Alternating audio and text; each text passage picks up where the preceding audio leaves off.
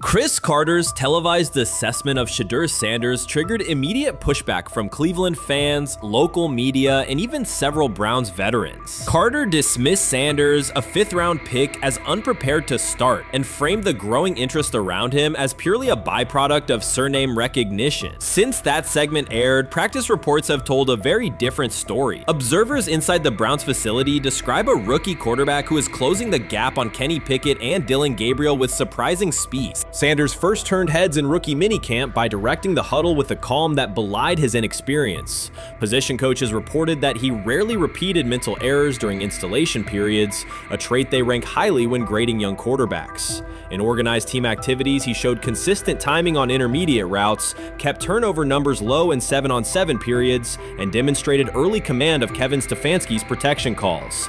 That steady execution earned him a handful of first-team snaps, reps that would ordinarily have belonged to Pickett by default.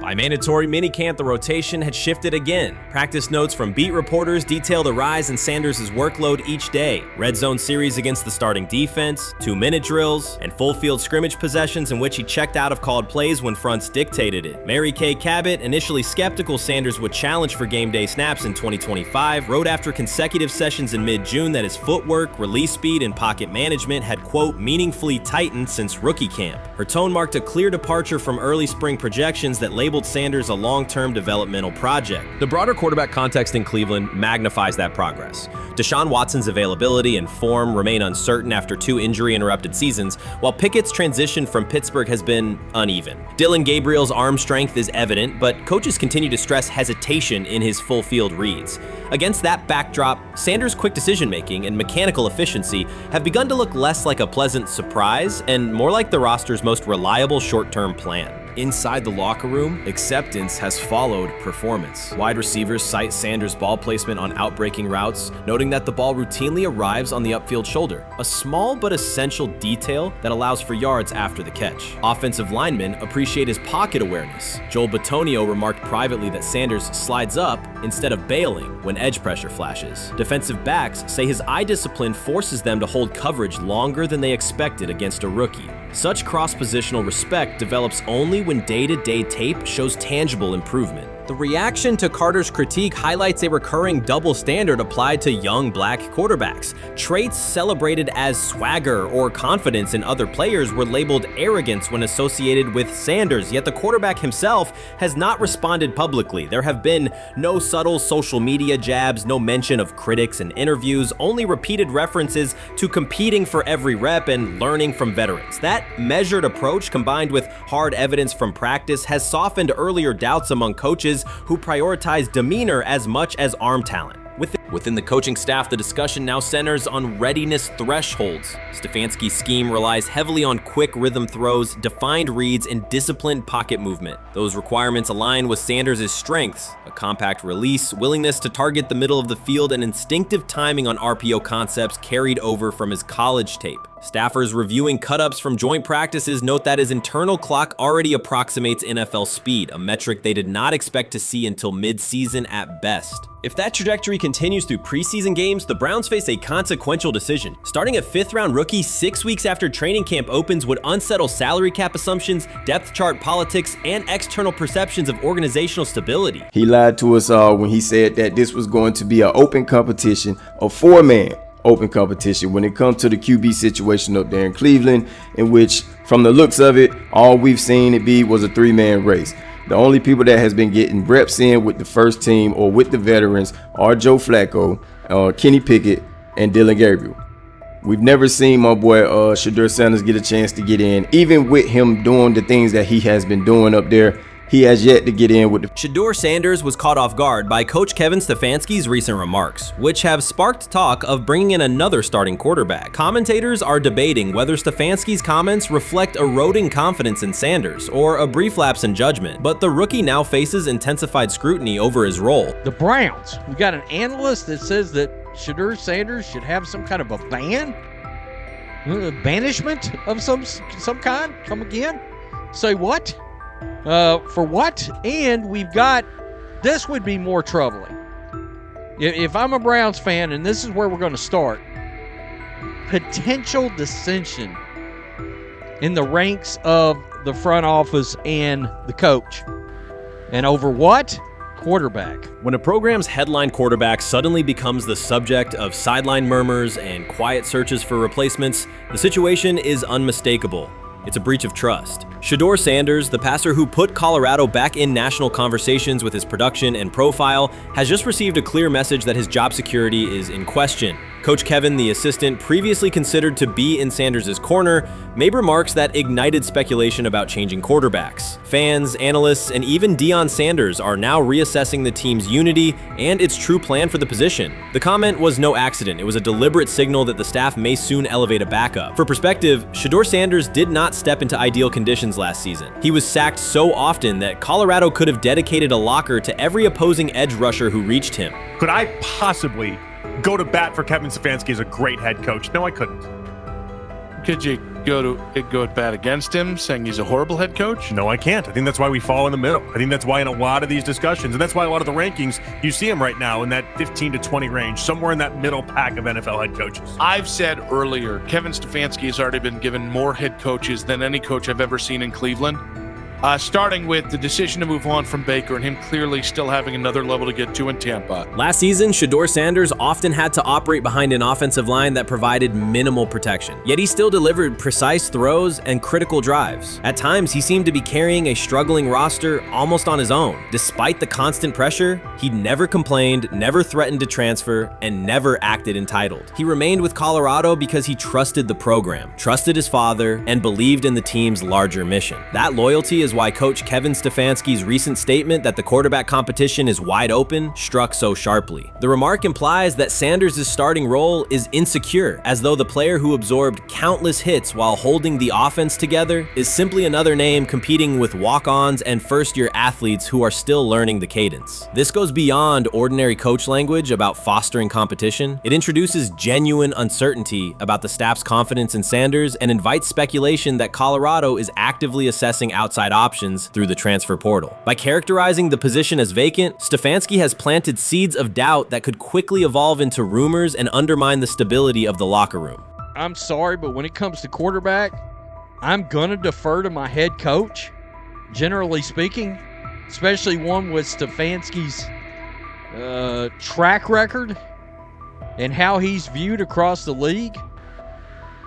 So this is interesting because it tells you Kevin Stefanski's not a Shedeur Sanders guy. And it also tells us who made these picks. Exactly. The Cleveland Browns made a rather awkward decision in the NFL draft, opting to take quarterback Dylan Gabriel in the third round well before he was expected to fly off the board. Then 2 rounds later, the Browns took fellow quarterback Shedeur Sanders. So what exactly is going on? Discussion has begun about whether Colorado is actively evaluating another quarterback and preparing for life after Shedeur Sanders.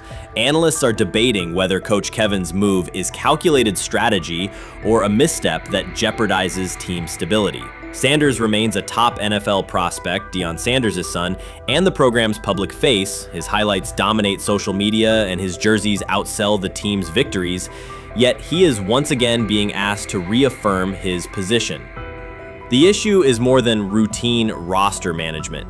It intersects with the family dynamics that shape the program.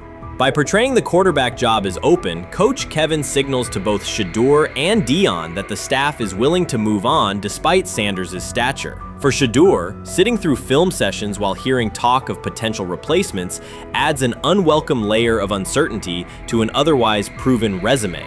The decision may reflect a desire for a quarterback with a different profile, perhaps someone more mobile and system-oriented, rather than a dismissal of Sanders' accomplishments. So the Shedeur Sanders, I want to talk about this. So here's a prime example. Shedeur Sanders, they had 3-day mini camp for the Cleveland Browns.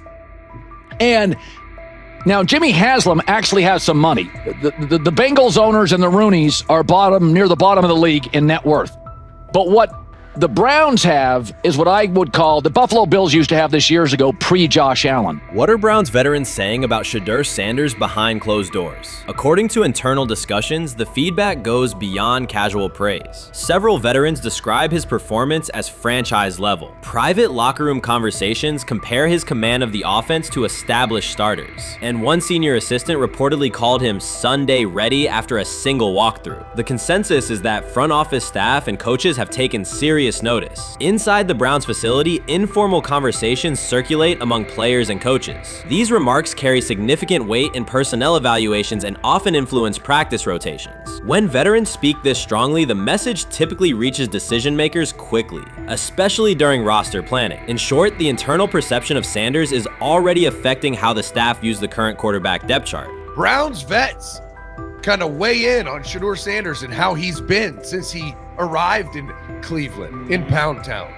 And I think it's very, very important that we discuss it, because it'd be really easy for these vets to, this wasn't like a on the record interviews. This is just kind of back channels into what the vets are saying, the rumors, but the sources telling us. And we have a couple quotes, but Shedeur Sanders, Cleveland Browns, it seems like it's going well. And it's almost like you don't want to talk about it. At the center of the growing internal buzz is Shedeur Sanders, the rookie who entered Berea with late-round expectations but is being discussed privately as a potential long-term starter. This is not a routine camp tale about an extra arm taking practice snaps. Sanders has seasoned teammates, players with playoff mileage, quietly reassessing his ceiling. Observers who overlook these conversations risk missing one of Cleveland's most deliberate personnel moves in years. Sanders is not on the roster because of his surname. The Browns reviewed their quarterback depth, weighed costs, and chose a controlled, development-oriented option they believe can stabilize the position. His presence is already changing practice dynamics. Veterans notice his pocket awareness, adjust routes to his timing, and acknowledge that he processes coverage at an advanced level for a first-year player. Leadership patterns in the huddle feel different. Sanders delivers with precision and composure that challenge defenders to reevaluate their calls. The strategic upside is clear. A 4-year rookie contract offers cap flexibility while other franchises cycle through expensive stopgaps. Coaches and front office staff view Sanders as a calculated investment, not a publicity experiment. Outside chatter still focuses on Joe Flacco's age or Kenny Pickett's development. Inside the facility, however, veterans pause film sessions to dissect Sanders' ball placement and progression speed. Position coaches highlight clips where he works through reads decisively and delivers on time, traits rarely attributed to rookies. Sanders' confidence is measured rather than theatrical. He moves as though the NFL tempo is familiar, and that calm spreads across the roster. Experienced defenders are rechecking the depth chart and asking if the quarterback competition is tighter than publicly acknowledged. Great kid, and whether it's a following that he's earned, I mean, that's something that he's done a great job of interacting with fans, and but he is a great kid. You guys will get to know him more. He's working like crazy, just like all the guys. He's another young man. These rookies, my office is downstairs. As they got to walk by my office as they come in. They come in early.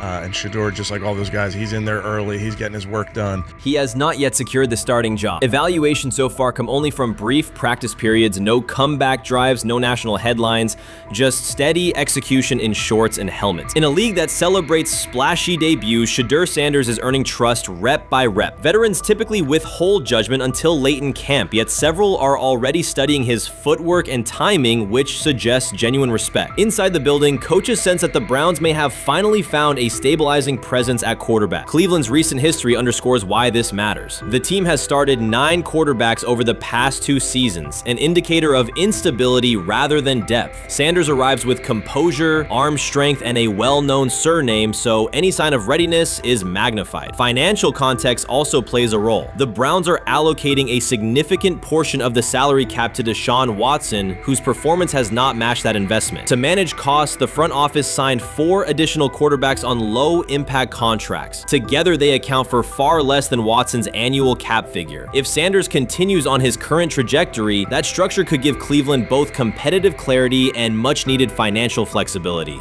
He's the only person who's come out and say, hey, man, this dude look kind of good, man. Let me tell you what I heard. A lot of people reaching out to players in the locker room and stuff. To me, I think this is it's a red herring. Like, that I'm supposed to suspend myself to disbelief that he was going to look bad. I've never expected him to look bad to start with. The 5th round quarterback stuff, that's involving perceptions, pre-draft analysis, and other teams. Cleveland's veterans have endured every kind of quarterback turmoil, poor reads, major injuries, shaken confidence, and sideline disputes. When a young quarterback like Shedeur Sanders steps in and appears composed rather than overwhelmed, people notice. The attention comes not just from coaches and reporters, but from the linemen and defensive leaders who have watched previous backups struggle. They are not exchanging doubts, they are sharing nods of approval. Sanders demonstrates instinctive pocket awareness, reliable accuracy, and steady poise, qualities that quickly circulate through team conversations. After years of instability under center, the Browns need someone who can remain calm and effective deep into the season. Although expectations have fallen over time, genuine interest is growing. Praise is coming from teammates who rarely commend anyone unless his performance demands it. The rumors have ended. The decision is public. Cleveland Browns owner Jimmy Haslam has informed every level of the organization that unless an unforeseen injury intervenes, Shedeur Sanders will start at quarterback in week 1. The announcement is not an informal suggestion or a quiet push in the background. It is a direct order. Multiple independent reports, amplified most visibly by Colin Cowherd, confirm that Haslam delivered the directive himself. From the owner's viewpoint, the logic is simple. No one else on the roster offers the same combination of talent, leadership, and long-term upside. Joe Flacco is approaching the twilight of his career. Kenny Pickett has shown flashes but remains inconsistent. Dylan Gabriel, taken in the 3rd round, is a developmental project. By contrast, Haslam believes Sanders can alter the franchise's trajectory immediately, and he refuses to allow internal hesitation to stall that possibility. The standoff traces back to April. General Manager Andrew Berry and head coach Kevin Stefanski entered the draft wanting a low-profile prospect who would fit quietly into the existing depth chart. They prioritized scheme familiarity, modest public attention, and a clear developmental timeline. When the board lined up, they reached for Gabriel in round 3, reasoning that an early investment would justify keeping a rookie on ice behind the veterans. But Sanders continued to slide, first through day 2,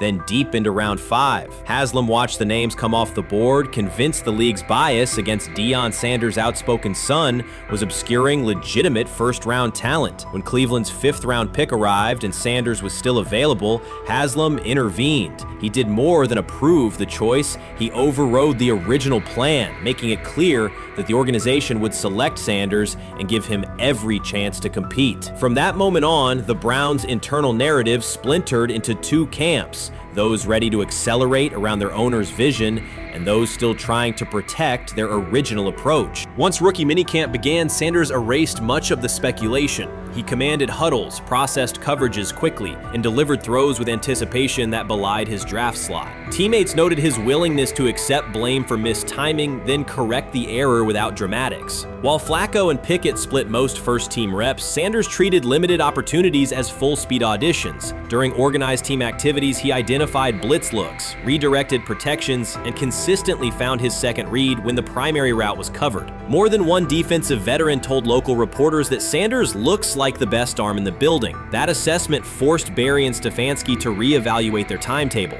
They could no longer label Sanders a long-term project without contradicting on-field evidence. Drafting Gabriel 2 rounds earlier had provided the staff an excuse to slow roll Sanders' ascent. Coaches could point to investment cost, meeting room familiarity, and installation comfort to justify Gabriel's snap share. Yet each practice rep in which Sanders outperformed the 3rd rounder weakened that shield. Behind closed doors, position coaches began requesting more Sanders film for cut-ups, and offensive assistants quietly shifted meeting questions toward concepts the rookie already executed well. By mid-June, Berry himself started describing Sanders not as a developmental asset, but as a competitive option.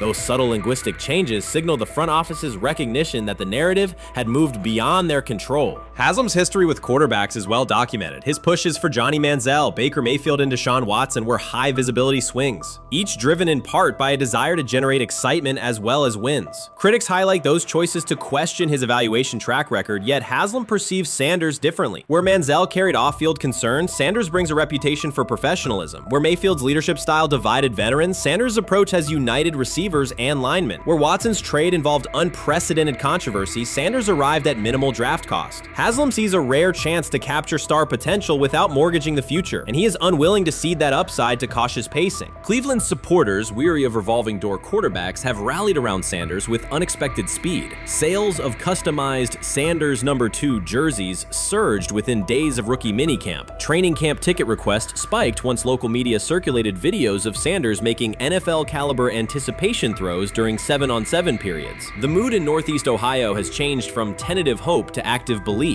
Longtime season ticket holders who once shrugged at preseason storylines now debate Sanders' footwork at neighborhood barbecues. Social media engagement for Brown's content has climbed, driven by highlight compilations of the rookie threading seam passes between linebackers and safeties. All of this places Kevin Stefanski in a fragile position. If he opens week 1 with a veteran starter and the offense sputters, criticism will be swift. Each stalled drive will be interpreted as evidence that he ignored the owner's edict and the fan base's intuition. Conversely, if he names Sanders the starter solely under pressure, any early struggles could be framed as proof that Sanders was rushed, further exposing Stefanski to blame. The only sustainable solution is conviction. Either stand behind a veteran with clear strategic reasoning or embrace Sanders fully and structure the offense around his strengths. Splitting the difference, rotating series, delaying first-team reps, or using vague competition language will satisfy no one and likely jeopardize locker room clarity. Sanders' personal approach has reinforced Haslam's confidence. Instead of taking post-draft downtime, he traveled to Texas to train in full Browns gear at facilities near his father's home. The leaked clip of Sanders executing footwork drills in helmet and pads wasn't a marketing ploy.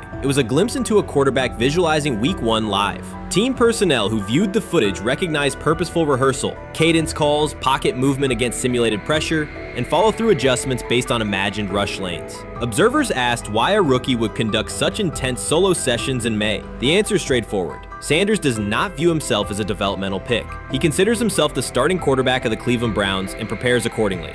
On pure ability, Sanders' arm strength ranks with the league average for starters. His accuracy to the intermediate middle, an area where the Browns' current scheme generates high leverage completions, has drawn consistent praise from receivers. The primary areas still under review are blitz recognition and live bullets and timing on deep outbreaking routes versus press coverage. Those developmental checkpoints are significant, yet daily practice reps show acceleration. In contrast, Flacco's mobility limits the boot action game that Stefanski installed to help Mayfield early in his tenure. Pickett can extend plays, but struggles to attack tight windows between linebackers and safeties, an essential requirement in Cleveland schematics. Gabriel remains an unknown at NFL speed. Thus, the competitive landscape favors Sanders sooner than the coaching staff originally planned. The franchise now stands at an inflection point. Haslam's mandate, the locker room's growing support, and the fan base's enthusiasm all tilt towards Sanders. The front office's earlier strategy, anchored in patience and quiet development,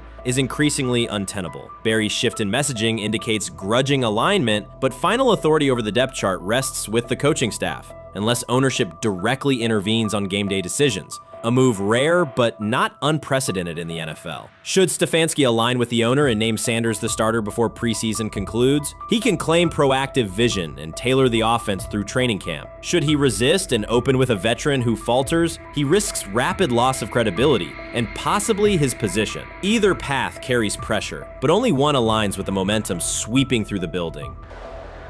For 2 decades, the Browns have cycled quarterbacks without securing a stable star. Each new hope, whether draft pick or trade acquisition, has collapsed under injuries, inconsistency, or organizational disarray. The possibility that Sanders could finally anchor the position is not merely a football storyline. It is a potential cultural reset for a fan base defined by resilience. Haslam's insistence reflects that awareness. Cleveland needs a leader who can win on Sundays and project confidence every other day of the week. Sanders has shown he can shoulder expectations without retreating from scrutiny. That trait, more than arm talent alone, is why the owner views him as indispensable. Voluntary workouts transition to mandatory minicamp next week. If Sanders receives a substantial share of first-team snaps, observers will interpret it as the staff's acknowledgement that the competition is tilting decisively.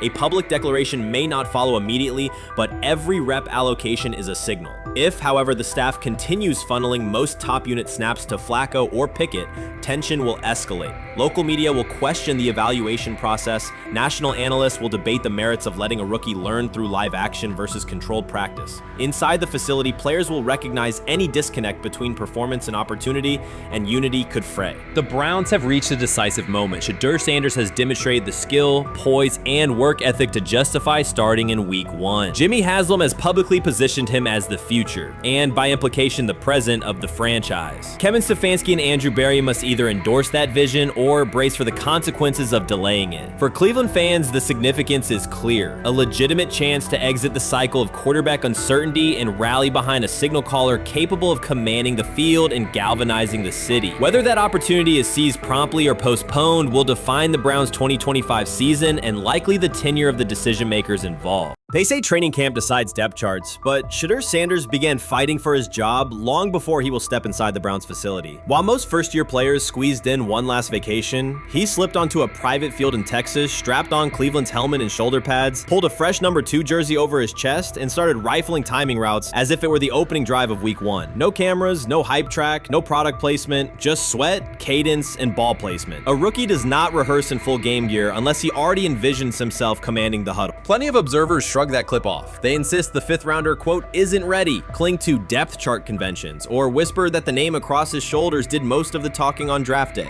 Maybe it is the Deion connection, maybe it is a preference for prospects who blend quietly into the background, or maybe the league's gatekeepers fear the possibility that the kid is better than the quarterbacks they have spent months promoting. Whatever the motive, the countdown has started, and video rarely lies. Shedeur Sanders is not preparing to arrive. He is preparing to lead. Footage of a 22-year-old quarterback running live reps in July should dominate highlight loops, but it barely registers on national outlets. Why? It ruins the tidy narrative. The easy storyline paints Shedeur as a pampered legacy prospect banking on his father's fame. Yet the tape shows something different. A rookie drenched in afternoon heat, drilling footwork, calling protections, and imagining cover 2 rotation before the first official meeting ever takes place. Elite mental prep looks boring on social feeds. It looks devastating when the season starts. Walk into Cleveland's quarterback room and you step into politics, not simply competition. Joe Flacco, a Super Bowl MVP in decline, carries institutional trust. Kenny Pickett, rescued from Pittsburgh's reset, carries hometown intrigue. Dylan Gabriel, the 3rd-round system fit, carries draft capital the staff must justify.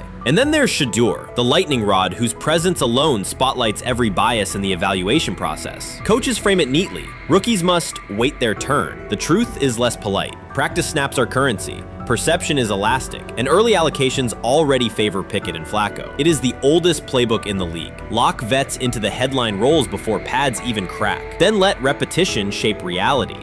Sanders refuses to cooperate. He is not a 4th-string camp arm. He has engineered game-winning drives under national scrutiny, operated against live blitz looks most prospects never face, and more than any quarterback in the room, documented his own off-season obsession. No social media rollout, no brand consultant, just pads, cleats, and an unlit practice field. If his last name were Smith, pundits would label him the sleeper of camp. Instead, politics trails every throw. Training camp rotations expose organizational intent. Beat writer Fred Greetham already reports that Pickett and Flacco will open with first-team reps when veterans report July 23rd. Gabriel grabs the developmental snaps, leaving Sanders the leftovers. That isn't performance-based, it's narrative-safe. Gabriel doesn't threaten hierarchy, Sanders bends gravity. Watch the details. Does Shedeur steal 11-on-11 snaps with the 2s? Does he run red zone installs or 2-minute drills? If he does, coaches are admitting he is forcing his way in. If he doesn't, they are postponing the inevitable. Either way, the private field reps have sharpened his timing and condensed his release. He is not hoping for an opportunity, he is prepared to seize one the instant it appears. Cleveland's joint practices amplify that tension. First come live periods against the Panthers, then sessions with the champion Eagles. Those reps belong to the starters, so Flacco and Pickett will absorb most of Carolina's disguised pressure and Philadelphia's exotic fronts. Sanders' proving ground will be the preseason opener on August 8th. Under the stadium lights, he will get entire series, real reads, pockets collapsing for real. If his command mirrors the footage from Texas, coaches will have to answer why he never saw earlier work. Reps are scarce. 10 padded practices separate veteran arrival from game 1. Even an even split, something that never happens, would hardly suffice. Instead, the staff will funnel snaps toward the comfortable choices. That strategy can bury a rookie, but it can also spark an eruption when limited opportunities turn into highlight drives. One flawless touchdown march in the second half of a preseason game, and the dog pound will chant his name. Then the staff's narrative control evaporates. Criticism of Sanders has never matched the scrutiny applied to his peers. Analysts nitpick a ball pat, a foot angle, a pump fake, Pickett's inconsistency, Flacco's diminishing velocity, Gabriel's college system crutches. Discuss politely. if at all. With Shedeur, the critiques arrive as coded doubts. Does he rely on the family brand? Is he coachable? Can he stay humble? That double standard is as old as the league's resistance to outspoken black quarterbacks. Add Deion's unapologetic persona, and each Sanders rep becomes a referendum on establishment comfort levels. Shedeur answers not with rebuttals, but with work. Work captured in silent footage more deafening than any debate show monologue. Quarterback drama masks broader roster cracks. The Browns receiver group is crowded yet unproven. The safety room failed to create turnovers a year ago. Interior defensive linemen are still rehabbing, and the offensive line must retool on the fly. Which quarterback can navigate that turbulence? Flacco's pocket mobility is limited. Pickett's confidence remains fragile. Gabriel is months away from processing NFL disguises. Sanders, forged by perpetual doubt, offers poise under chaos and meticulous preparation, a combination this franchise has lacked since, well, almost forever. Forget politics, depth chart etiquette, and recycled sound bites about developmental timelines. The only metric that counts now is who did the work. Sanders pounding through full gear scripts in late June is not vanity, it's vision. While the league sleeps, he refines his drop steps. While media speculate, he rehearses third down checks. He has already decided what he is. The organization must decide if it can recognize it in time. The preseason will provide the answer. Live bullets, real blitzes, stadium noise. When those throws leave his hand under pressure, no one will discuss ball pats or surnames. They will ask how a quarterback this prepared slipped to round 5. And if the performance matches the preparation, excuses about lack of reps will dissolve. It will be production against perception, and Shedeur Sanders has been producing where no one could see. Ready is the wrong word. He has been ready. How you feeling? I'm getting there. You see what I got on, right? That's why I was asking how you help for it. Yeah, I'm getting there. See? Brian, what they had to do? I had blood clots. Okay. And they amputated, you know. But I work with it. Man. Yeah, I'm amputated. So I get that work done a couple times a day. Keep the blood circulating, blood flowing, but it's a new normal. And the best thing about here, we have a whole medical team on the second floor. Right. We have a whole medical floor, which is great. Deion Sanders is shaken, this time not by a hit on the field. In a sudden turn, Ryan Clark has uncovered a serious plot affecting Shedeur Sanders' NFL draft status, and the disclosure is reverberating across the sports community. What once looked like a simple scheduling delay may actually be a calculated effort to undermine Deion's son. The facts suggest intentional sabotage, a breach of trust, and repercussions that could be far-reaching. This is no routine football headline. It is personal, and Coach Prime did not see it coming. The sports world loves to celebrate underdogs, yet it often takes even greater pleasure in tearing down rising stars. Deion Sanders is witnessing that cycle now, not from the sidelines as Coach Prime, but as a father. The lights in Boulder remain bright, the cameras keep rolling, and Sanders still wears his gold watches, sunglasses, and natural swagger. Still, behind that familiar smile is a man carrying deep pain as criticism aimed at his son mounts daily. How much of that is opening press conference saying, okay, we are family, saying that he was sent to do certain things? Do you feel like people got attached to that, or it just was the fact that prime time is at Jackson State? It's prime time. If my son plays cornerback, I want him to be around, in my opinion, the best cornerback ever to touch the field. That's right. If my son played DN, I'd have to talk to you and tell me who's coaching the DNs. That's but right. I was sending my son to play for prime. His pain does not come from critics or losses, but from watching his son, Shedeur Sanders, get pulled into a system where politics outweigh performance. By every metric, arm strength, accuracy, field vision, Shedeur belonged in the top 3 of any NFL mock draft. Defensive coordinators who tried to unsettle him know he never flinches. He owns the unteachable leadership trait that turns strong prospects into franchise cornerstones. Then the narrative shifted. Draft boards that once placed him 2nd or 3rd slid him to 5th, then 12th, and eventually out of the 1st round on some lists. Analysts grew cautious, executives became vague. The statistics stayed strong, and the game film still proved his ability, yet the buzz evaporated. The abrupt silence felt deliberate and wrong. Former NFL safety and respected analyst Ryan Clark then delivered an unfiltered disclosure, not on a scheduled TV segment, but in an unscripted comment. He stated plainly that influential figures inside the league were not overlooking Shedeur Sanders. They were actively holding him back.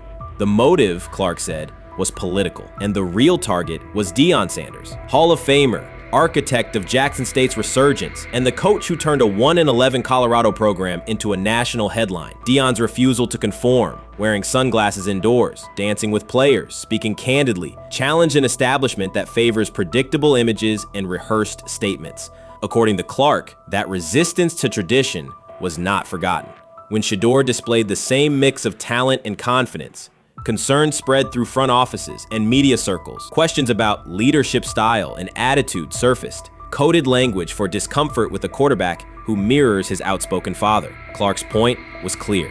The issue is not Shedeur's performance. If he had posted identical numbers at Ohio State or Alabama, endorsements and media specials would follow. Instead, interest cooled, because the Sanders family embodies a self-made identity the league cannot easily manage. Their visible pride and independent brand challenge a system that prizes control. And that threat, not football ability, is what Clark believes is suppressing Shedeur's draft stock.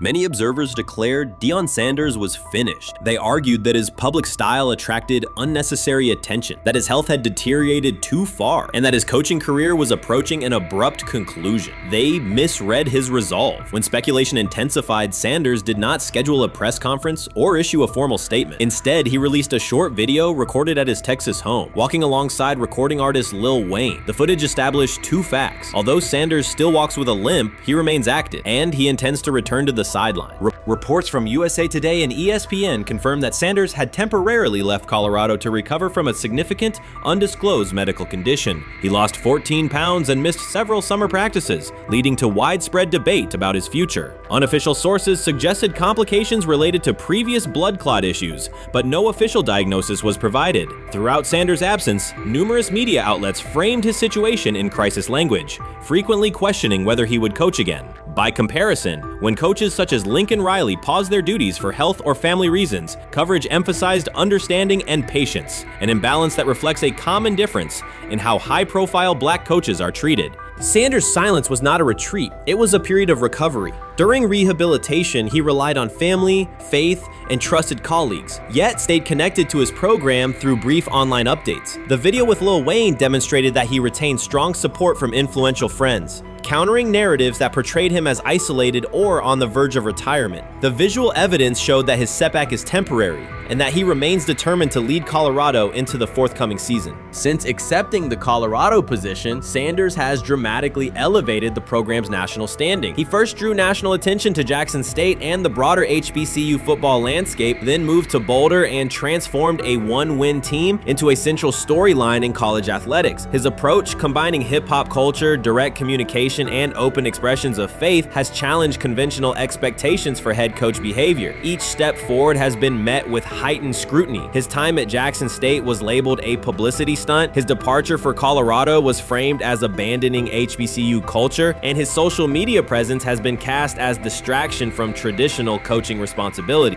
Critics often magnify Sanders' missteps and question his motives, while comparable actions by other coaches receive neutral or sympathetic coverage. Showings of enthusiasm from Brett Favre and disciplinary intensity from Nick Saban are celebrated as competitive passion, yet Sanders' displays of confidence are frequently labeled arrogance. The discrepancy illustrates deeper biases rather than differences in performance. Sanders' success challenges entrenched expectations of how a college football leader should look, speak, and act, especially a black coach who refuses to downplay his identity. During his convalescence, Sanders maintained close communication with his staff and athletes, reinforcing the standards he had established: discipline, accountability, and belief. The program's daily messaging continued to emphasize preparation and resilience, signaling that Sanders' influence persists even when he is away from campus. Athletes echoed his mantras during workouts, confirming that his leadership extends beyond physical presence. Sanders acknowledges the seriousness of his medical challenge, but has refused to let it define him. He has publicly discussed leaning on scripture and prayer, explaining that his purpose as a mentor, father, and coach extends beyond personal adversity. In that context, the video of him walking in the Texas sun was less a strategic media effort than a straightforward demonstration of continued commitment to his team and mission. Colorado still requires Sanders' vision, Prior to his arrival, attendance was low, national media attention was minimal, and recruiting momentum had stalled. Sanders' leadership brought renewed energy, authentic identity, and higher standards of accountability. Players who previously lacked representation in college football leadership found a coach who shares, affirms, and elevates their cultural background. Sanders supplements conventional coaching priorities, scheme, fundamentals, and execution with empowerment initiatives that cultivate self-confidence and authenticity. As preseason camp approaches, Sanders intends to resume full involvement, even if medical recovery remains ongoing. His presence is expected to restore on-site leadership, stabilize the locker room, and direct media coverage toward on-field progress. For Sanders, the objective extends beyond compiling wins. It includes completing a cultural transformation that expands how success and leadership are defined in modern college football. Those who predict his decline overlook the underlying traits, faith, perseverance, and purpose that have supported Sanders throughout his career. Doubts, rumors, and disproportionate scrutiny have followed him from playing days into coaching, and he has consistently responded with results. His current health setback is another obstacle, not a conclusion. The broader initiative he leads, centered on authenticity, opportunity, and high standards, continues. When Sanders returns to the sideline, it will mark the next stage of a movement he has guided from Jackson State to Boulder. The recent period of quiet has been strategic rather than passive. Instead of defending himself in daily briefings, Sanders focused on rehabilitation, remote program oversight, and family support. Each brief social media message reinforced a consistent theme: faith and preparation. He has articulated gratitude for medical professionals and has reiterated that his mission at Colorado is unfinished. His public references to scripture have been direct but measured, aligning with his long-standing practice of integrating faith into leadership. By walking through his ranch with Lil Wayne, Sanders signaled continuity. The clip underscored that influential supporters remain engaged, that Sanders' broader network values his vision, and that he remains capable of navigating physical challenges. The visible limp was not evidence of imminent retirement. Rather, it documented the reality of ongoing recovery and the resilience with which he approaches each obstacle. Colorado's athletic administration and football staff continue to affirm Sanders' program direction. Recruitment communications cite his established record in fostering cultural relevance and national exposure. Prospective athletes respond to a coach who presents a transparent path to development, both on and off the field. Current players refer to Sanders' coaching points with clarity, citing specific drills and expectations that remain unchanged during his absence. These indicators demonstrate that the core structures Sanders implemented are functioning, and that his return will be an amplification, not a restart. Criticism regarding Sanders' public persona often conflates media style with coaching substance. Analysis from opponents suggests that social media engagement dilutes football preparation, yet Sanders' staffs emphasize time management and delegation. Defensive and offensive coordinators handle in-game adjustments, while Sanders directs overall culture, recruitment, and leadership. He has articulated that visibility serves to amplify program accomplishments and enhance player opportunities, not replace strategic football planning.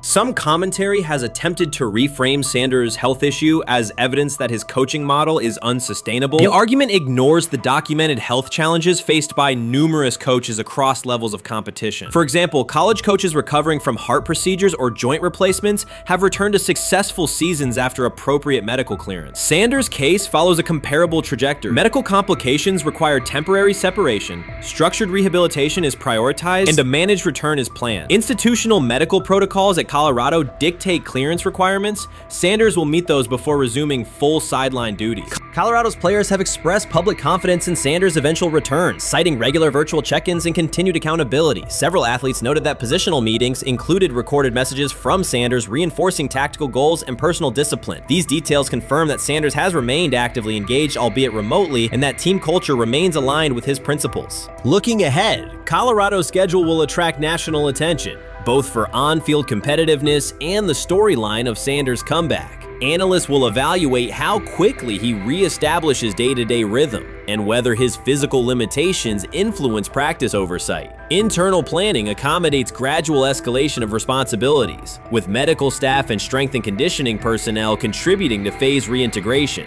The broader significance of Sanders' return extends beyond Colorado. His visibility continues to challenge prevailing narratives about leadership styles and pathways in college athletics. By prioritizing authenticity, open articulation of faith, and cultural expression, Sanders offers a contrasting template to more conventional models. His eventual recovery and sideline presence will reinforce the argument that diverse leadership profiles can succeed in elite collegiate competition. In summary, rumors of Deion Sanders' coaching demise were premature. Verified reports confirm a substantial but temporary medical setback. He used the time away to focus on health, sustain program engagement, and rely on a support system anchored in family, friends, and faith. His recent public appearance demonstrated active recovery and reaffirmed his intention to resume leadership in Boulder. The forthcoming season will test Colorado on the field, but it will also underscore the durability of Sanders' vision, one that combines competitive ambition with cultural resonance. Observers who continue to question his longevity overlook the resilience and purpose that have defined his career. Sanders' return is imminent, and the movement he leads remains intact. They have never loathed college football itself.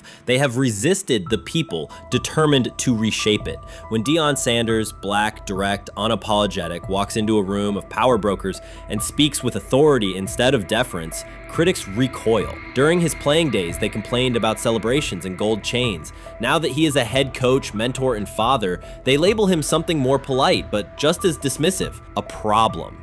At Big 12 Media Days, Sanders addressed the accelerating chaos of the name, image, likeness market. He said college football needs a salary cap, not to hobble players, but to impose order on a system that showers unproven freshmen with seven-figure promises while the rest of a roster hunts for scraps. He called the situation unsustainable. Within hours, ESPN commentator Paul Feinbaum branded him a hypocrite, arguing that Sanders profited from NIL at Jackson State and now wants rules only because his most marketable athletes have moved on. The accusation spread quickly because it fit a comfortable storyline. Outspoken black coach gains from change, then protests when the advantage disappears. That framing ignores context. Sanders never criticized players earning money. At Jackson State, he urged corporate sponsors to partner with athletes who had been invisible to major brands for decades. What he wants now is stability, standardized guidelines, basic financial literacy, and roster balance that prevents locker rooms from fracturing over uneven payouts. When other coaches, Nick Saban, Dabo Swinney, Lane Kiffin, voiced similar concerns, they were praised for foresight. When Sanders spoke, the tone shifted to suspicion. The difference is not the message,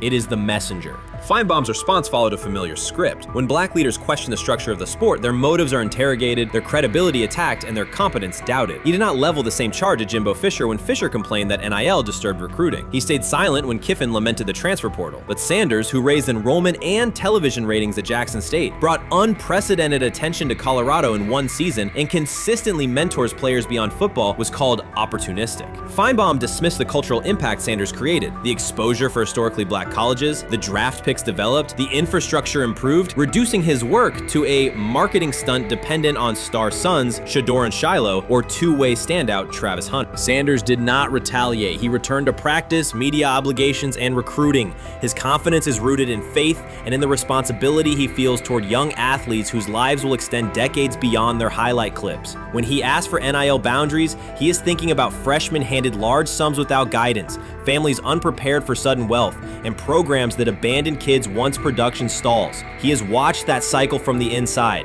He wants protections, not restrictions. Critics predicted Colorado would fade once Shedeur and Hunter leave. Instead, Sanders signed blue-chip quarterback G.J. Lewis and a wave of transfers eager to join a program that values personal growth as much as on-field wins. Recruits see a coach who challenges the status quo, who places black culture at the program's center without apology, and who will remain visible when social media buzz cools. They recognize that Sanders does not chase attention, attention follows his results. Media outlets reduced the upcoming Buffalo season to a win total prop. 6 victories, give or take. Sanders is playing a longer game. He wants to show young athletes, especially black athletes, that they can lead authentically, speak with conviction, and refuse to shrink for access. Success measured only by the scoreboard misses the point. If Sanders builds men who graduate with financial literacy, self-confidence, and community awareness, he will consider the mission successful, even if Colorado finishes with 5 wins instead of 10. None of that registers with commentators invested in an older hierarchy. For them, leadership should remain predictable, reserved posture, muted tone, minimal cultural expression. Sanders contradicts that image. The possibility that his methods could spread to other coaches, to other programs, threatens a model that that has kept decision-making and revenue streams concentrated for generations. So the debate is not about hypocrisy or payroll ceilings. It is about control of the narrative and who is deemed qualified to write it.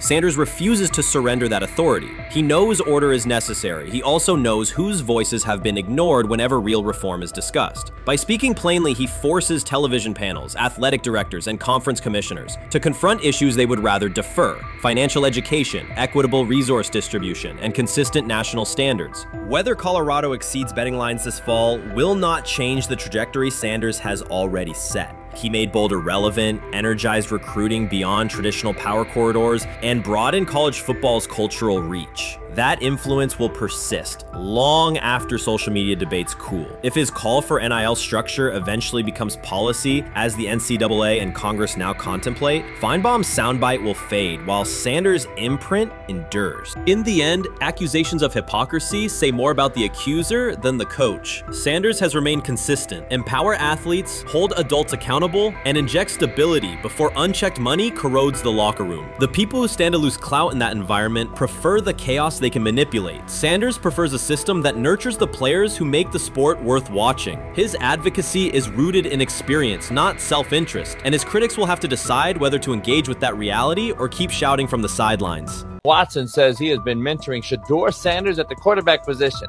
The biggest failure in the NFL is now mentoring quarterbacks. The most overpaid underdeliverer at the position is now mentoring 2 rookie QBs and a Super Bowl champ. So what exactly are you mentoring him at? You have had 24 civil lawsuits that you paid off to go away. And when you play, you are as ass as those massage therapists are, apparently. Shedeur Sanders is also a show. It's all about him. It's all about anything else. If you don't see that by now, then you're just blinded. Cleveland's second most talked about player has yet to take a professional snap, and it isn't Deshaun Watson. Rookie quarterback Shedeur Sanders has already captured the locker room's attention and the fan base's enthusiasm, creating a visible shift in the team's internal dynamics. Watson, once the uncontested focal point, now shares the spotlight with a newcomer who has only practiced in shorts. The Browns are experiencing a rapid, unforeseen change in popularity within their roster. Four-man competition. It's not. It's 2 guys versus 2 guys. It's the 2 older guys to be the starter. Yeah. It's the 2 younger guys to position themselves however it may be and show little improvement every single day, right? So, of all the things I'm watching the first 5 when they break a session, the first 5 with the veterans, with the ones. Who's in there, where are they going? The ball's going to Jerry Judy, right? Flacco's no dummy, lasts as long as he has, right? He can really whiz it. But as we go on, I want to watch these guys because they probably just got plays installed Tuesday and they're out there running on Wednesday. Shedeur Sanders arrived in Cleveland and immediately commanded attention. The rookie has yet to take a preseason snap, yet the energy around him inside the building and across social media eclipses what many veterans receive in an entire season. Fan enthusiasm is so strong that Deshaun Watson's jerseys are already drifting toward the clearance rack at the team store. In a matter of days, Sanders has become the roster's second most popular figure, while Watson watches his once secure QB1 status and public approval shrink by the hour. Shedeur or Deshaun? Who do you want as your quarterback next year? Honestly, Shedeur. I love Deshaun though. Like, I don't understand all the hate for Deshaun. You get hurt and you get booed, bro. That's foul. That might be the foulest I ever seen. The Browns' social media staff posted a single candid photo of rookie quarterback Shedeur Sanders releasing a warm-up throw, and the response was immediate and overwhelming. Fans saturated timelines with edits of themselves alongside him, while Deshaun Watson's routine practice reps drew comparatively little notice. Although an official Sanders jersey has not been released, unauthorized versions are already moving at a pace that exceeds merchandise sales for several other AFC North teams. The surge in interest marks one of the most intense fan reactions Cleveland has experienced in recent memory. The excitement surrounding Shedeur also triggers a wave of criticism. Veteran analysts, anchored in a 1980s mindset, question whether his style will translate into lasting success. They focus on his NIL earnings, social media presence, and visible confidence, arguing that the image overshadows substance. To them, outward self-assurance appears to be a distraction rather than a competitive asset. Even a simple smile or brief display of personality is cited as evidence that he lacks the measured discipline they expect from a starting quarterback. Critics claim Shedeur Sanders is notable only because of his father overlooking the performance he delivered at Colorado. Many of those same observers ignored the Buffaloes until Deion Sanders made national headlines, yet they now question whether his son has earned the attention. They want rookies to keep quiet, carry clipboards, and wait 2 seasons before challenging for a starting role. Sanders is disregarding that script from the moment he arrived. His presence has already turned Cleveland's quarterback discussion into a genuine 2-man competition before a single preseason snap. Deshaun Watson maintains publicly that the situation does not concern him, but it is hard to believe the pressure is not real. A fully guaranteed contract protects his paycheck, not his standing in the locker room. Sanders, meanwhile, is translating charisma and early momentum into tangible influence with teammates, coaches, and fans, reshaping expectations for who will lead the Browns on opening day. I'm a firm believer. If I wanted Shedeur Sanders at 2, at worst at 33, of course I already think that he's better than other quarterbacks. Because that's the type of talent, that's where I would have picked him at. And if he was at 2 or 33, and he still had the same exact skill set, we would be talking about him starting and playing. Right. Well, there'd only be 3 quarterbacks. It'd be 3 not quarterbacks, 4. not 4. Yeah. But since he moved to the 5th round, that's cool. They might have to go along with it. But to me, I think if you ask who got the best tools, I'm going with Shedeur. Shedeur Sanders has not taken a single professional snap, yet discussion about him has split NFL social media into 2 camps. One side already argues he should start immediately. The other worries about what that means for veteran quarterbacks like Deshaun Watson. Reporters now line the perimeter of Browns camp, scrutinizing every inconsistency in Watson's spiral and every precise throw from Sanders during drills. Each well-placed pass is clipped, posted to TikTok, and captioned as evidence of a future QB1. Cleveland is no stranger to quarterback drama, but this situation is different. Rather than cycling through another unproven starter, the franchise is dealing with the rookie who entered with more polish, public attention, and perceived readiness than most first-year players. Fans chant Sanders' name before he has appeared in a preseason game, while the established starter works to maintain his relevance. The atmosphere is not yet a full controversy, it is a countdown. Traditional analysts insist on the importance of experience and respecting the process, yet Sanders is progressing on the timeline set by the supporters who already view him as the next leader of the offense.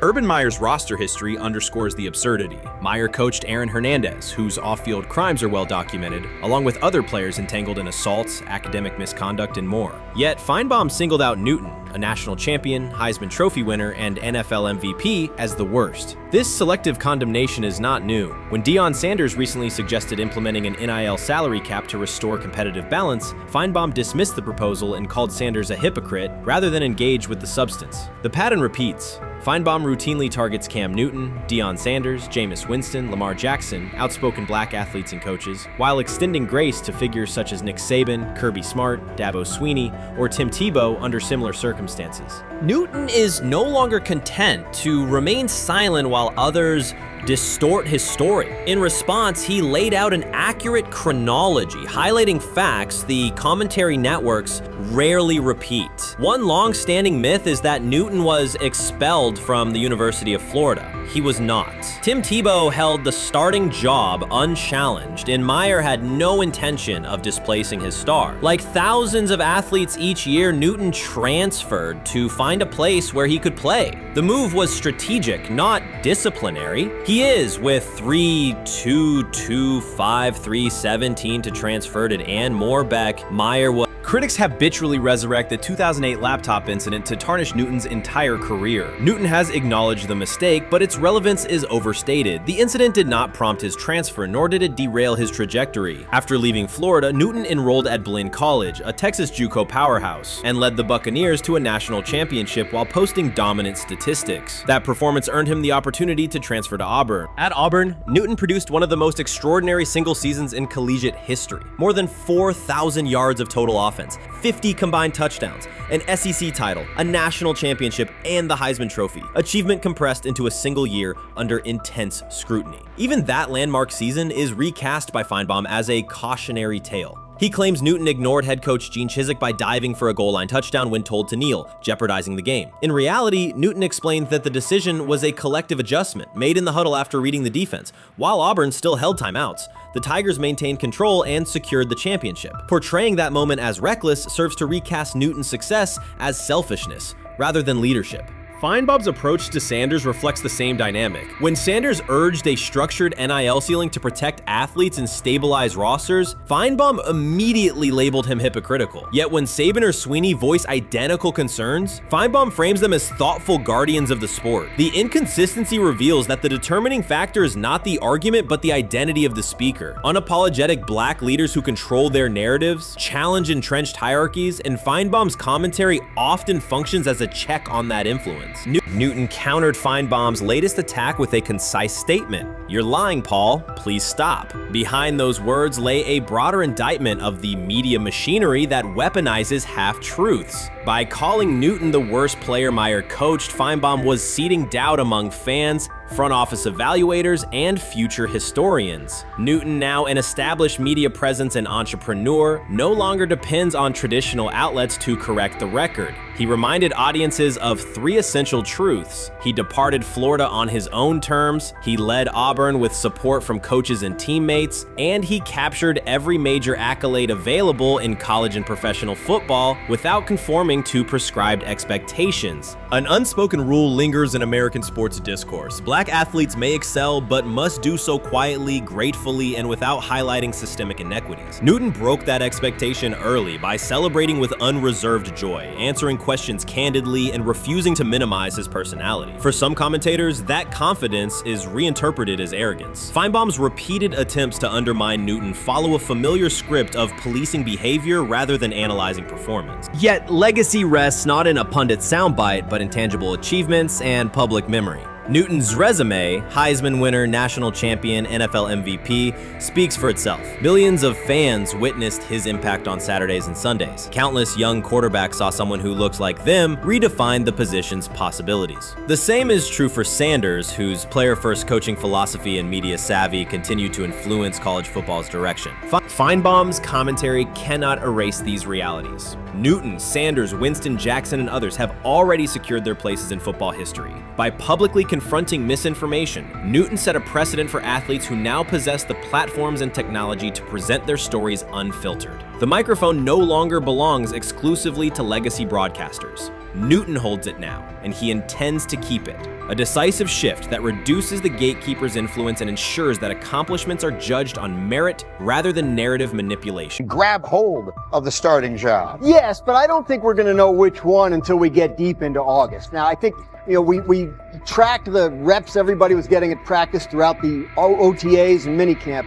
But when you talk to people there, they just want to make sure everybody got what they needed. And that, Kenny Pickett, we find out if he has the goods to be the starter. Joe Flacco, they back him off a little bit. He's 40. He may not need as much. The rookies, Shedeur Sanders and Dylan Gabriel, what do they need to learn to make the transition from the college game to the pro game? That's what the spring was about for the Browns quarterbacks. Now, Shedeur Sanders has moved from social media celebrity to on-field standout, and ESPN now lists him among its first-team candidates. Reactions are split. Some fans are impressed while others are skeptical. Whether this reflects Deion Sanders' long-term strategy or simply Shedeur's rapid development, the story is drawing widespread attention. Here's a look at what led to this moment. They never planned on taking him. The problem is, like Ocho Cinco said, you got somebody that has endeared himself to the locker room. And guess what? The difference between him and Tim Tebow, the biggest one, is he can play. He can throw the ball. Tim Tebow running around being an H-back. He can throw the ball. And he's done everything he needs to do. He ain't saying nothing. He ain't rocking the boat. He ain't mad about them reps. He ain't mad about none of that. All the people out there want to see is this, like Tyver said earlier. We want to see what he can do with Jerry Jeudy. Online reactions are sharply divided. Some fans strongly support Sanders, while others argue he is overrated. Traditional analysts cite statistics and claim his recognition comes mainly from his father's name. Sanders supporters are actively celebrating his rise and already predicting a future NFL career. Sports media outlets have made his candidacy a central topic of debate. The discussion now extends beyond statistics and victories to include his marketability, public image, and on-field presence. Sorry. Is Shedeur Sanders going to get a chance to win this job? Do you believe he gets a legit shot to win this job? Listen, I think first of all, the action's going to really start in training camp. Like, forget all the OTA stuff. You don't win a job in OTA. The real action starts in training camp. And just like Shedeur said, during the mini camp, when it's time to take your reps, you got to make the most of it. Because I think early on, there's going to be a lot. Remember, Joe Flacco didn't hardly practice in OTAs and mini camps because they were giving the young guys. Right. So when he gets his opportunity, he's going to have to make the most of it. Analysts are closely reviewing game footage to evaluate Sanders' decisions and mechanics, while others examine his social media activity to see how he balances content creation with quarterback duty. Shedeur Sanders' placement on ESPN's early first-team list has taken over the college football conversation. Supporters circulate his highlights and argue that his on-field production and leadership justify the honor. Skeptics claim the recognition relies too heavily on his family name and question whether his resume is strong enough for first-team status. Analysts are rewatching game footage to assess his reads, accuracy, and pocket presence, while others examine how he balances a high-profile social media presence with quarterback responsibilities. The debate has pushed other storylines, such as conference realignment and NIL issues, into the background, leaving fans and commentators focused on Sanders' performance, marketability, and overall impact on the sport. I'll keep saying it. I believe Shedeur Sanders should play more games than any other quarterback on this roster this year, because he's the only guy that I look at and say they might have something here. Because I'm telling you right now, they left night one of the draft saying we are taking our quarterback next year. So it's on Shedeur or Dylan or Kenny, probably not Joe, to change their mind. To change their mind. But you got to find out. You've got to find out. Opinions differ on whether Sanders is benefiting from his family name or simply showing real progress, but the attention is undeniable. Social media is flooded with edited images elevating him to legendary status. Critics argue the first-team nod is driven by hype and marketability, while supporters point to his flashes of strong arm talent, field vision, and decision-making. Regardless of motive, the announcement has dominated the football news cycle and intensified debate over how much of his rise is performance-based versus media-driven. Highlight reels rarely show Sanders' turnovers, late-game mistakes, or inconsistent stretches. Being named to a first-team watch list suggests sustained dominance, something Sanders has displayed only in flashes. His selection appears driven as much by brand recognition and media appeal as by performance. ESPN's decision has intensified debate. Data-driven critics post statistics that question his resume, while passionate supporters predict awards and future NFL success. Commentators recall a time when first-team consideration required years of proven excellence. Yet many fans already see the announcement as confirmation that Sanders is on track for major college football honors. Shedeur Sanders has earned first-team reps when training camp commences later in July. I'm not saying like he's the first guy up when you do 11 on 11s day 1, 2, 3, 4, 5 at training camp. I'm not necessarily saying that, but he's the one quarterback that we didn't get a chance to see take reps with the ones. But I think Shedeur has a chance to make this conversation interesting if he gets those reps with the ones and he has the same success that he did with the 2s, the 3s, and the 4s. I have confidence he can show you something, but I got to see it.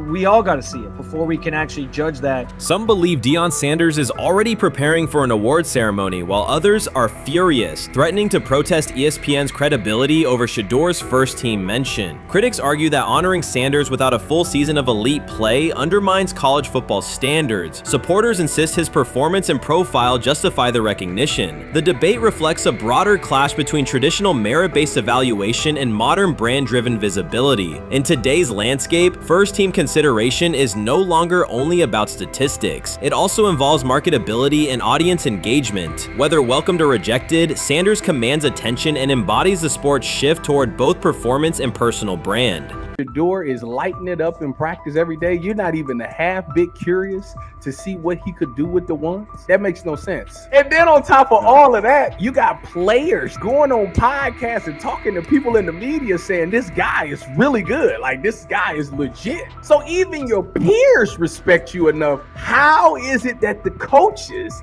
can't see that? It always starts with the players, where the player's like, hey, you see that? You seen that pass he threw? The Cleveland Browns were taken by surprise when quarterback Shedeur Sanders stepped in for first-team snaps, asserting control of the drill and instantly highlighting deficiencies across the rest of the room. His confident command forced coaches to pause practice clips, reevaluate progressions, and consider immediate adjustments to the depth chart. Within minutes, discussions spread throughout the facility and online forums as fans weighed what Sanders Sanders' showing means for the current starters. The organization now faces an urgent, data-driven decision on whether Sanders should move up permanently. Shedeur Sanders arrived at Browns practice, took several first-team reps, and the entire quarterback group immediately felt the pressure. Coaches erased the whiteboard and reviewed their plans. Staff members exchanged concerned comments, and observers began asking whether Sanders was positioned to assume a larger role. Tony, every year we see at least 1 to 2 teams,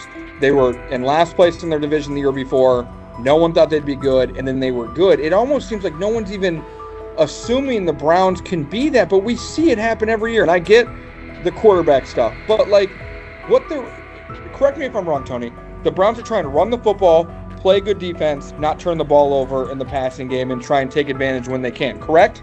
That's what they're trying to do.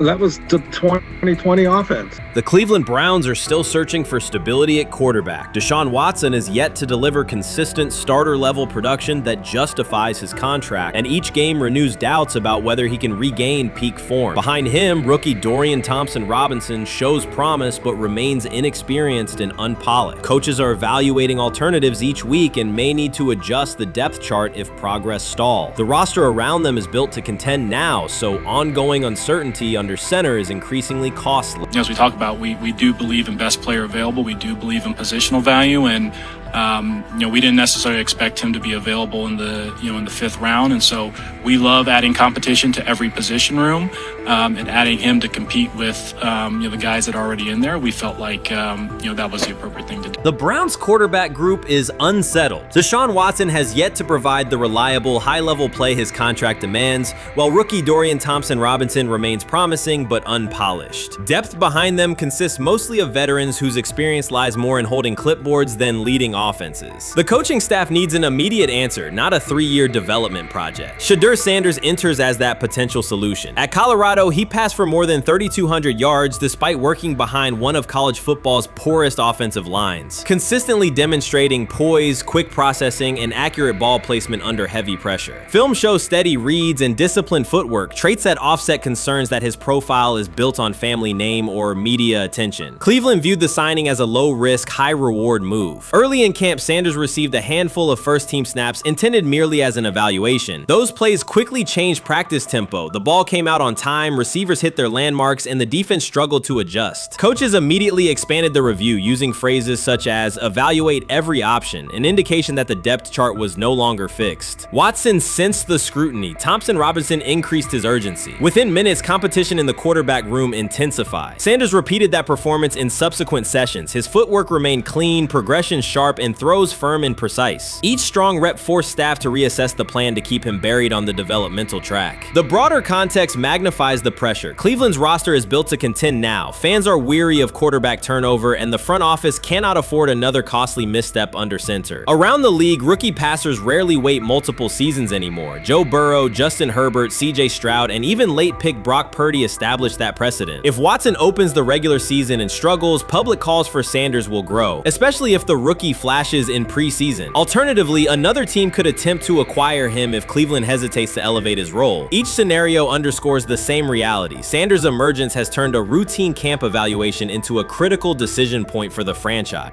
And we saw Dylan Gabriel go 11-on-11 with the first team, Shedeur Sanders go 11-on-11 with the second unit. So that was really the big wrinkle today.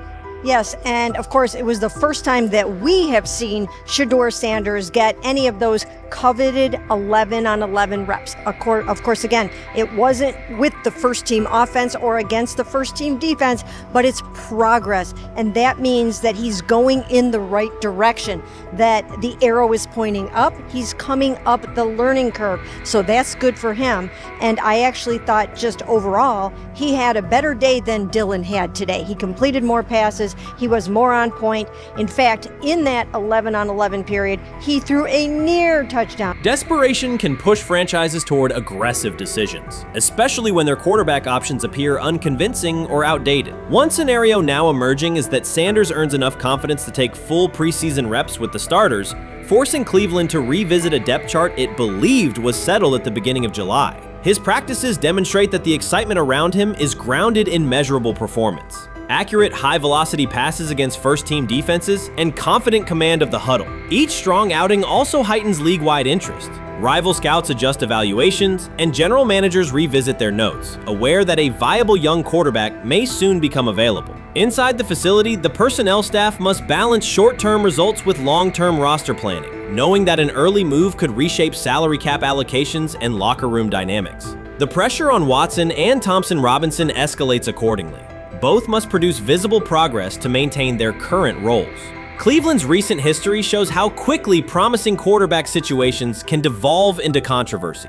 The franchise has turned potential breakthroughs into organizational turmoil before, so observers remain cautious about how this competition will unfold.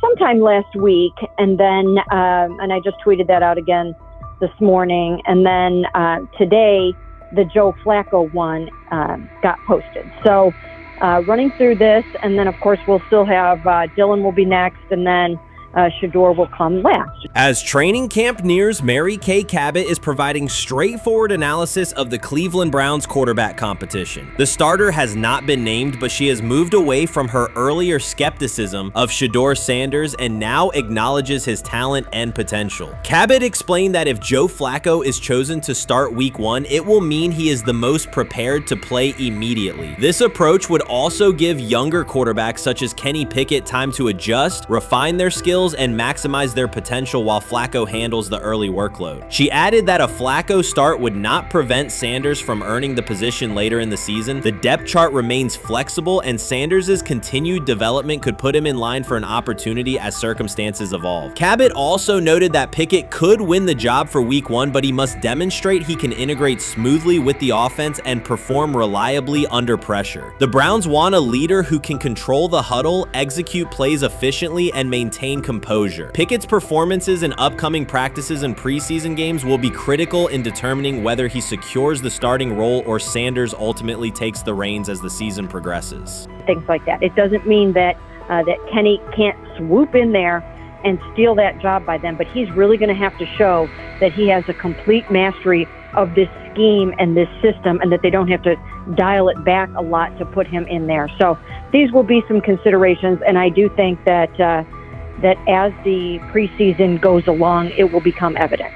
Mary Kay Cabot recently stated that Shedeur Sanders is ready, and the Cleveland Browns are monitoring him closely. After a strong showing during organized team activities and minicamp, Sanders has made notable strides in his development. With continued progress, he is expected to return to the field prepared to contribute meaningfully. The Browns coaching staff is tracking his growth, and anticipation about his long-term role is increasing. Cabot added that if Sanders maintains this trajectory and continues to demonstrate poise within the team, he will have a legitimate chance to earn the starting quarterback job. Each practice rep strengthens his case, reinforcing the possibility that his development could benefit both the player and the organization. As Sanders impresses, discussion about his future in Cleveland becomes more compelling. Cabot also emphasized Sanders' advanced understanding of the offense. She noted that his football IQ appears in every drill and that he seems ready to execute the Browns system at full speed. His ability to process defenses quickly and make decisive reads distinguishes him from his peers. With the appropriate opportunity, Cabot believes Sanders could become a genuine difference maker for the Browns. One area Cabot highlighted is Sanders' command of pre-snap adjustments. His capacity to diagnose defensive fronts and communicate changes gives him an edge and reflects high football intelligence. If he translates those reads into consistent connections with his playmakers, he could elevate the Browns' offense significantly. By comparison, Cabot said quarterback Dylan Gabriel is still refining his grasp of complex terminology and play calling. While Gabriel possesses upside, Sanders' comfort with intricate concepts and his ability to manage tight pockets under pressure give him a clear advantage at this stage. Gabriel must sharpen those elements to compete at Sanders' level. Cabot previously reported that Sanders had already earned first-team practice snaps ahead of Gabriel. Her latest update confirms that Sanders is now approved as the Browns' starting quarterback, solidifying the organization's commitment to him as QB1. Expectations are high, and his response to the challenge will be closely watched throughout training camp and preseason. Cabot further noted that head coach Kevin Stefanski authorized Sanders to take expanded first-team reps beginning next month. This milestone underscores Sanders' readiness and the coaching staff's confidence in his progress. As the regular season approaches, Sanders aims to cement his status as the starter, and the competition for that position is intensified. Though Sanders leads the race, Kenny Pickett remains in contention. Cabot stressed that Pickett must prove he can integrate seamlessly with the offense and perform consistently under pressure. His performance over the next several weeks will determine whether he can challenge Sanders for the starting role.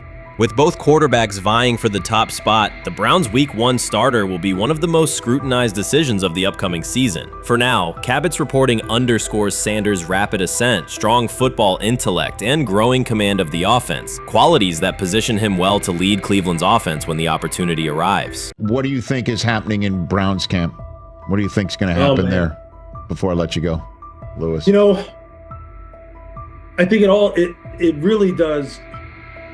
It really does all depend on how Kevin is able to, as it relates to Shedeur, work him in enough. Well, one, Shedeur has to earn the right for Kevin and the staff to have discussions about, hey, we got to get him more reps with the ones and twos.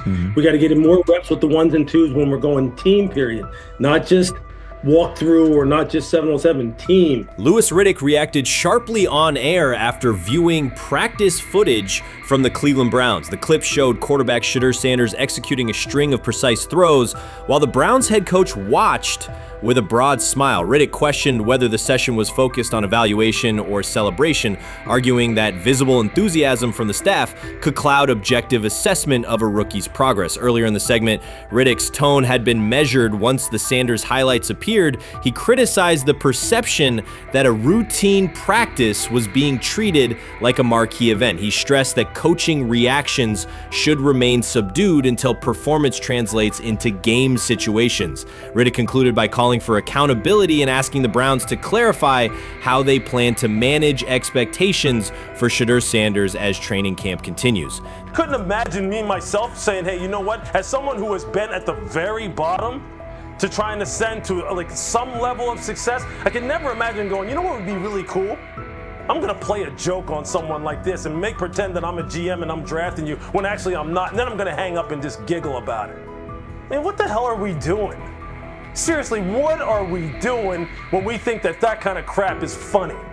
I don't know. Trying to get likes on TikTok. I don't have the right words for it.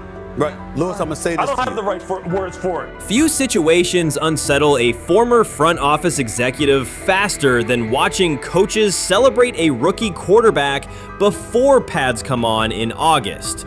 In Louis Riddick's view, the Browns staff did more than acknowledge promise. They acted as though they had already secured their franchise leader. Throughout the session, Shedeur Sanders delivered 40-yard throws off his back foot, ran crisp 2-minute drills, and displayed steadiness rare for a first-year player. According to reports, each successful rep drew audible admiration from the sideline, highlighting how quickly enthusiasm has escalated.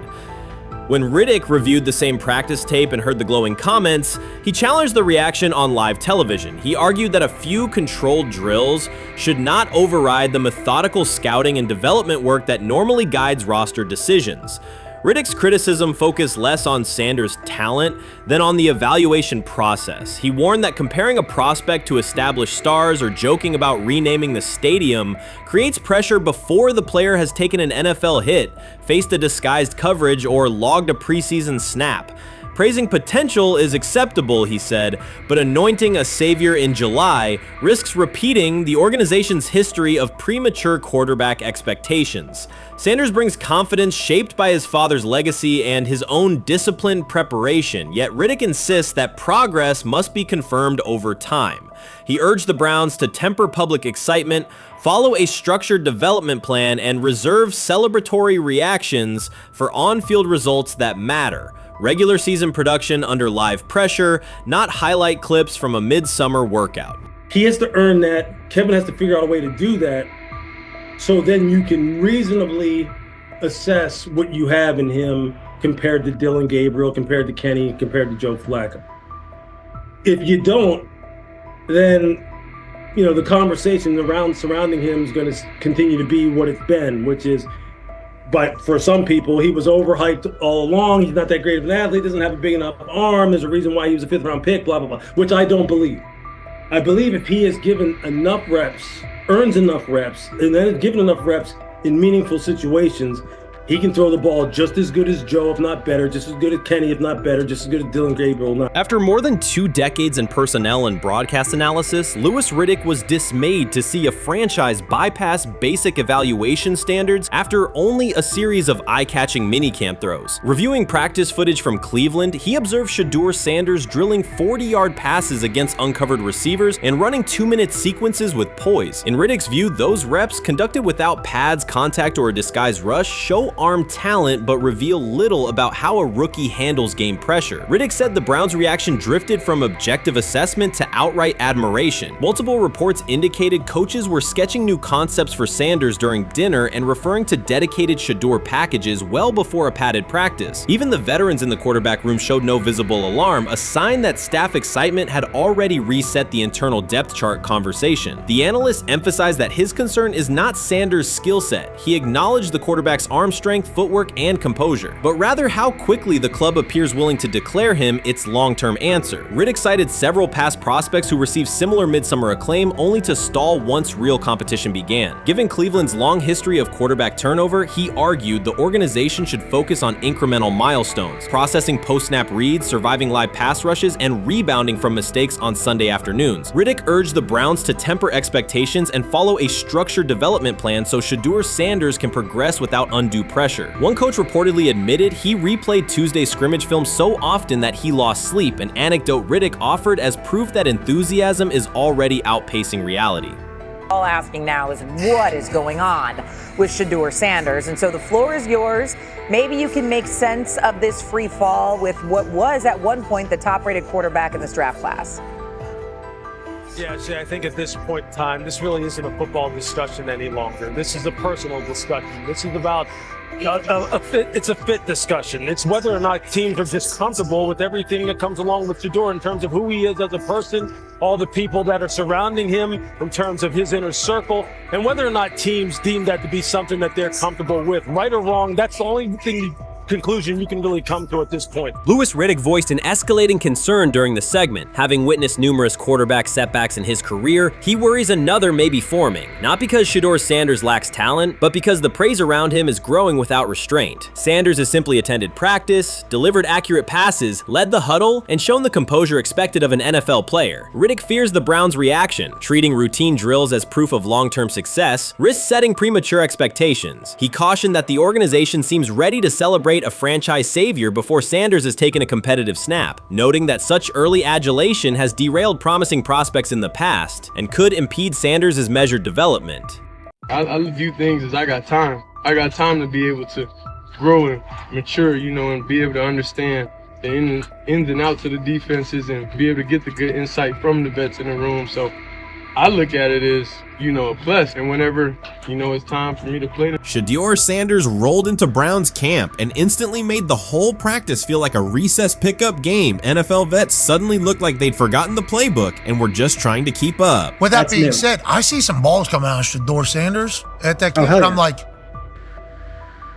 kind of looks like a guy. Yeah, I'm ready. He can sling it. Ready to I see him, some of the veterans, how they talk to him, mic'd up, see what he's doing in the community. Talking about Njoku there? Njoku, Mike Napier. Once you see, different little interactions and things like that, I know he has the talent. We'll see. It'll be a competition that usually brings the best out of guys, especially young guys. So I'm interested to see how that quarterback situation. Right after Shedeur Sanders tightened his cleats and the Browns settled in for what they figured was a routine camp day, the whole vibe tilted sideways. No blazing comet, no UFO touching down at midfield, just a swagger-charged quarterback striding in like he'd crashed the wrong league and thought, yeah, I'll stick around and run this show. The Browns had no clue what storm was rolling in. You'd expect an NFL team to do a quick scout, maybe pull up a highlight reel or two, but nope. They greeted Shedeur with a shrug, only to watch him seize the field on snap one and run the whole operation like a seasoned pro. First and foremost, he's been the best quarterback in camp. Now look, Joe Flacco ain't had many opportunities. There was a whole day I saw he didn't throw the ball at all. Here's my theory on the situation. They already know who's starting in the number 2 is. They already know. Joe Flacco and Shedeur Sanders is already locked up. You're missing the boat, people. You're missing the boat. Your boy, Kenny Pickett and Dillon Gabriel, Oh, they're fighting. Shedeur didn't merely clock in, he hijacked the session. One moment he's loosening his arm, the next he's roasting veteran QBs like faded names on busted draft boards. Defensive coordinators everywhere had the same gut punch reaction. Uh-oh. His pocket poise? Straight disrespectful. His timing? Psychic. And every pass left his hand like it was laser guided to its mark. While Shedeur Sanders was slicing up routes, the Browns secondary looked less like an NFL backfield and more like a gaggle of dads sprinting through a Saturday fun run. Big on enthusiasm, short on closing speed. Coaches fought the urge to slam the emergency horn. Players traded wide-eyed, "Are we serious?" stares, and someone even double-checked that a hidden camera crew wasn't about to pop out of the tunnel. But nope, this was pure Shedeur. Half cold-blooded surgeon, half highlight factory. He wasn't dropping a casual "I'm here," he was crafting a masterclass. From the first rep, the tempo changed. Shedeur Sanders accepted the snap with steady footwork, diagnosed the Browns' single high shell, and delivered a tight window seam route that forced the free safety to recover late. Throughout the period, he manipulated leverage with quick shoulder fakes, moved through full field progressions, and released on time from a balanced base, consistently putting the ball on his receiver's upfield shoulder. Cleveland's coverage struggled on multiple fronts. Safeties hesitated between deep half responsibilities and underneath support, creating voids at 15 to 20 yards. Cornerbacks and off-man were caught in trail position when Sanders used rhythm throws on three-step drops, while those who tried press technique had their inside hand neutralized by his receivers' outside releases. Linebackers widened to match shallow crossers, leaving the middle hook unguarded for pivot routes and option digs. One corner attempted a line of scrimmage jam. Sanders immediately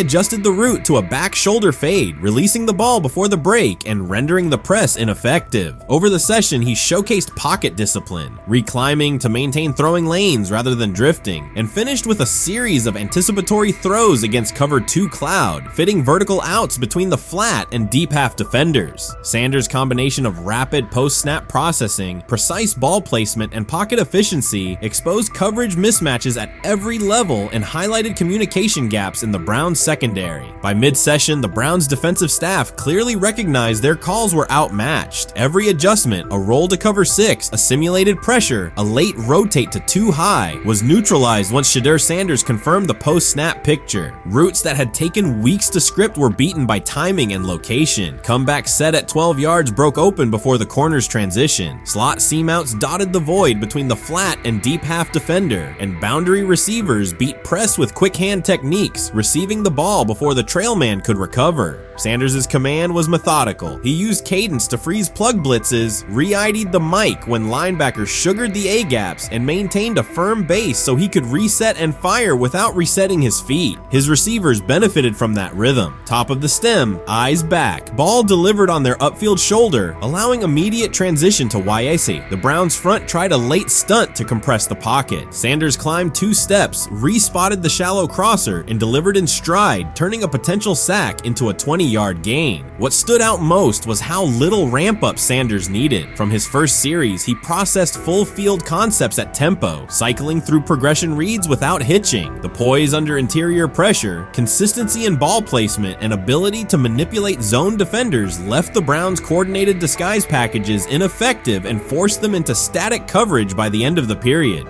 In short, Sanders' efficient mechanics, rapid processing, and anticipatory accuracy rendered Cleveland's defensive game plan ineffective at every level, from pre-snap disguise to post-snap spacing. Imagine there's many people that think Dylan Gabriel's a better quarterback than Shedeur Sanders. I don't care where they were drafted. And if the Browns are the one team that thinks that, then I'm going to suspect it's not true. They don't know what listen, they're I've doing. been on every quarterback evaluation for 30 years. Right. I never root against anybody. Yeah. But I'd be surprised if Dylan Gabriel's ever a legitimate starting quarterback for the Cleveland Browns. I'd be surprised. I just don't think.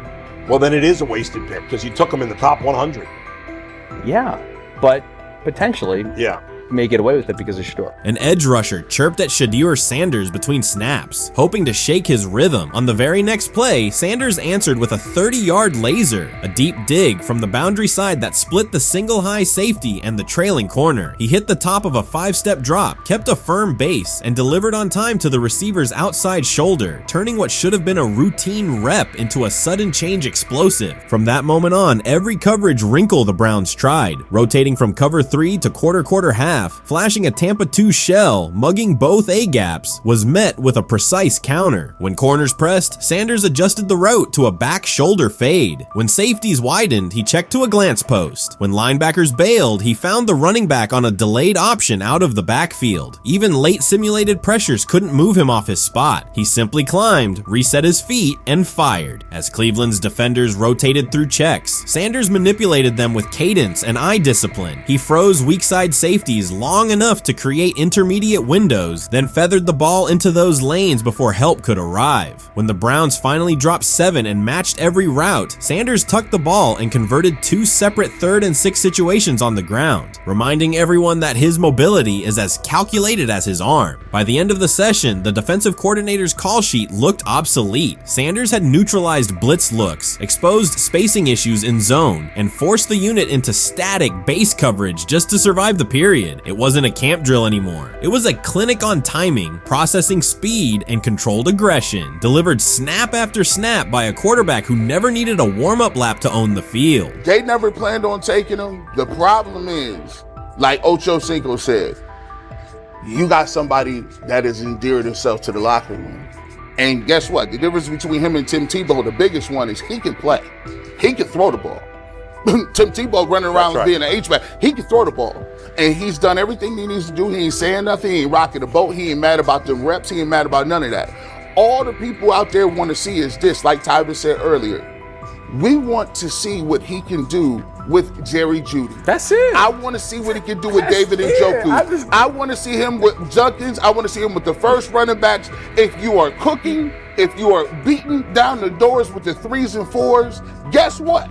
You deserve more. From the first team period on, Cleveland's secondary looked a step slow. A deep third safety hesitated on a post-snap rotation, leaving Shedeur Sanders free to climb the pocket and fire a 22-yard out that arrived before the defender could plant and drive. The supporting cast around him, players fighting for roster spots, not Pro Bowl invites, benefited from his command. Sanders used tempo to control the defensive front, altered protections at the line, and located throwing lanes so quickly that one receiver didn't register the catch until he crossed the goal line. As the Browns tried new personnel groups, coverage busts multiplied. Starters slipped out for hamstring stretches while rookies rotated in, only to find the ball arriving on their blind side before they'd completed a midpoint squeeze. On a later 3rd and long, Cleveland finally closed the interior rush lanes, compressing the pocket with 3 defenders. Sanders pivoted through the traffic, stepped into a narrow escape window, and, without resetting his shoulders, whipped a no-look pass to the boundary curl for a fresh set of downs. The throw turned a potential sack into an explosive play and left the coaching staff scrambling for answers. The people who are fascinated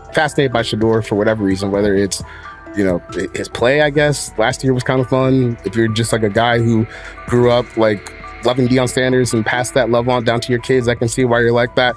The one thing I will give them is you're looking at this quarterback room. If you're a fan of Shedeur and say, why can't he go beat Dylan Gabriel or Joe Flacco or Kenny Pickett? So I do understand that part of it, right? Because why not? Why couldn't he be a Brown starter in October or November? That looks like a quarterback room where everyone will get a chance to start. You made an interesting point. So I tend to have the drip, drip, drip. This was my Johnny Manziel theory, is that everybody makes mistakes, especially when you're young. But if I see 2, 3, 4, 5, then you've got a plumbing issue. It's not just you didn't close the faucet. So there's about 6 pieces of video in college where Shedeur was a little bit of a brat, whatever. Then there's the legendary cringy draft room. Didn't love that as a B prospect. Then there's back-to-back speeding tickets, both over 90, and a missed arraignment.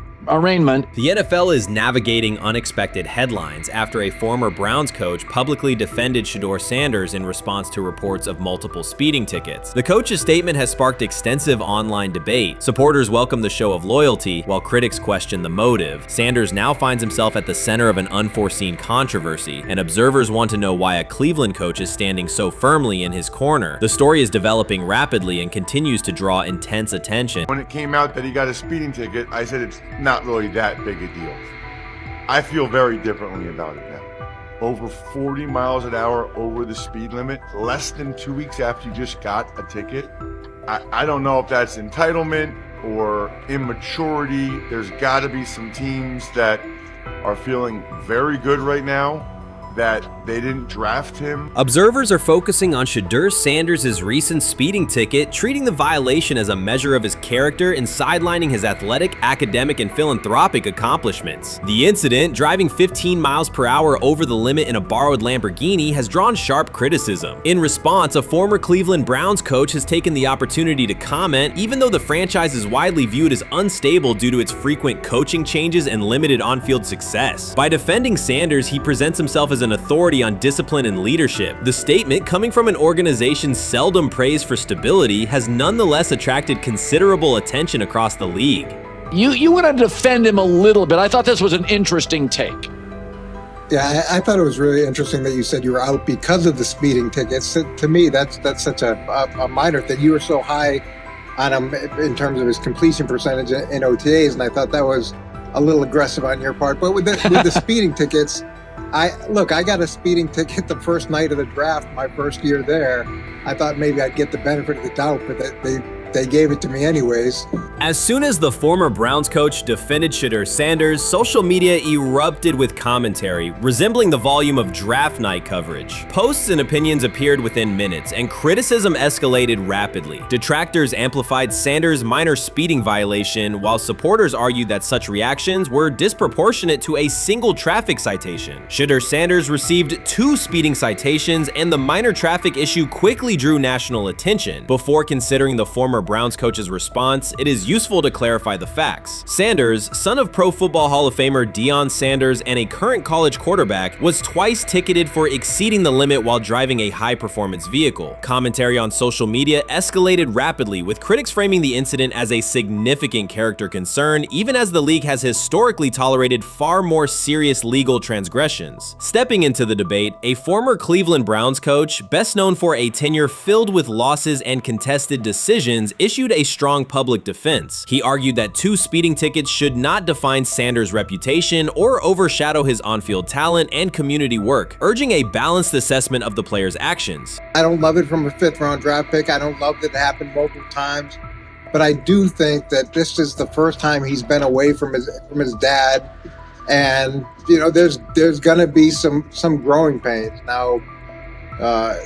Would I sell my stock on it like you are? Not because of a couple speeding tickets, especially in light of the problems that Brown's quarterback room has had to deal with legally in the last few years. I mean, this is nothing. The debate quickly shifted from 2 speeding citations to broader claims about integrity, growth, and leadership. The former Browns coach framed the infractions as moments for personal development and urged observers to view them in context. Critics responded forcefully. Some called for disciplinary action, others questioned Deion Sanders' parenting, and a few sought to discredit the coach himself, despite his professional record already being widely analyzed across the league. The reaction underscores an apparent inconsistency in public standards. Fans often overlook on-field confrontations, heated sideline arguments, and other significant controversies, yet they treated Sanders' as routine traffic offenses, speeding without evidence of reckless endangerment, as indicators of serious character flaws. If such minor violations were adopted as the primary measure of morality in professional football, many players would face similar criticism.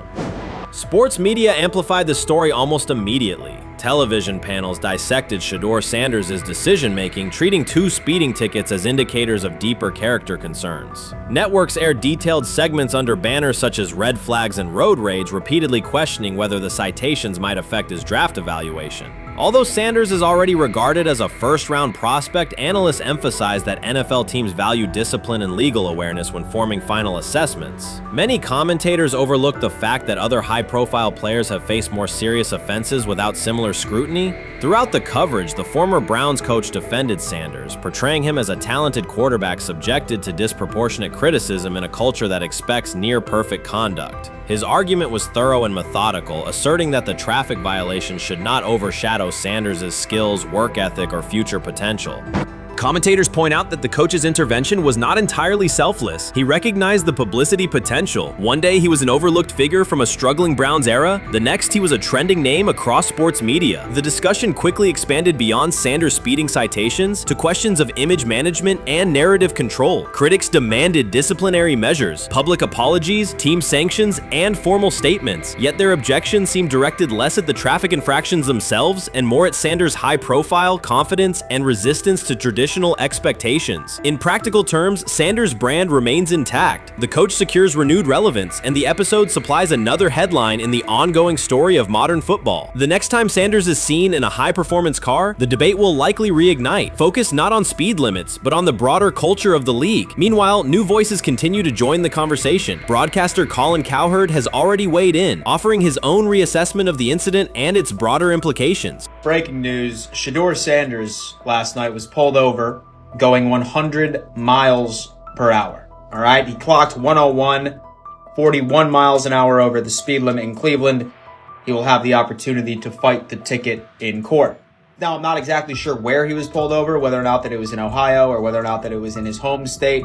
But typically when you're going 40 over, that's flirting with the line of reckless driving.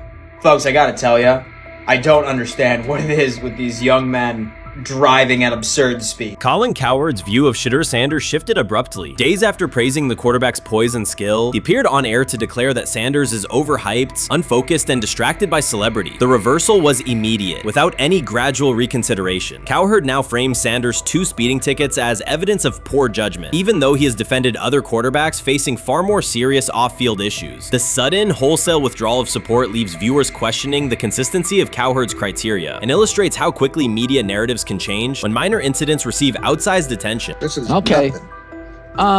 Okay. The how much of this is?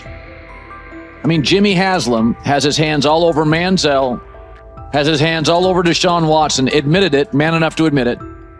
I saw the reaction in the draft room when they took Shedeur Sanders. Pretty obvious it wasn't the coach and the GM's pick. How much is this? This team has 8 last place finishes in 13 years owning it. How much of this is we don't have a very good owner here like Washington, D.C. and the Commanders? Yeah, I didn't love the owner stepping in and saying, hey, you got to take this guy in the 5th round. And I doubt they'll ever admit to it. While Colin Cowherd urged teams to move on from Shedeur Sanders, former Browns coach Eric Mangini offered a more measured response. Mangini, whose tenure in Cleveland was marked by mixed results, used his platform to provide context rather than condemnation. Instead of sensationalizing the speeding violations, he encouraged viewers to consider Sanders' circumstances. A 21-year-old quarterback whose life is scrutinized both on and off the field. Mangini acknowledged that the tickets were mistakes, but emphasized that they do not by themselves define Sanders' character or future. He noted the extraordinary attention athletes received today, combining the responsibilities of quarterback, public figure, and social media presence. Under such pressure, missteps are magnified, and criticism multiplies quickly. Mangini concluded that any evaluation of Sanders should weigh the totality of his behavior, performance, and growth, rather than isolate 2 traffic citations as decisive evidence of poor judgment.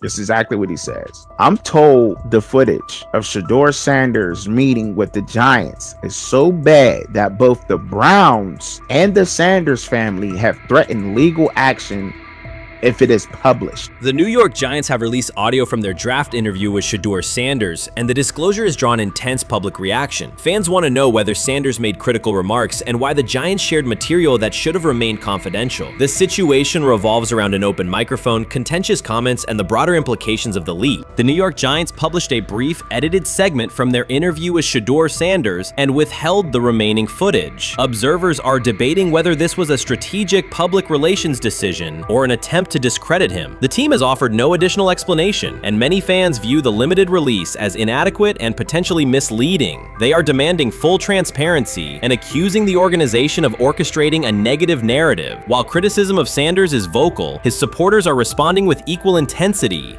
There was another team that he sat down with. What do you mean it didn't go well after that? So, he was pissed that they did that to him. They did that to him. He counter-confronted the same thing they do to every other quarterback prospect. They did that to him. They slide in a mistake to see if you catch it. Right.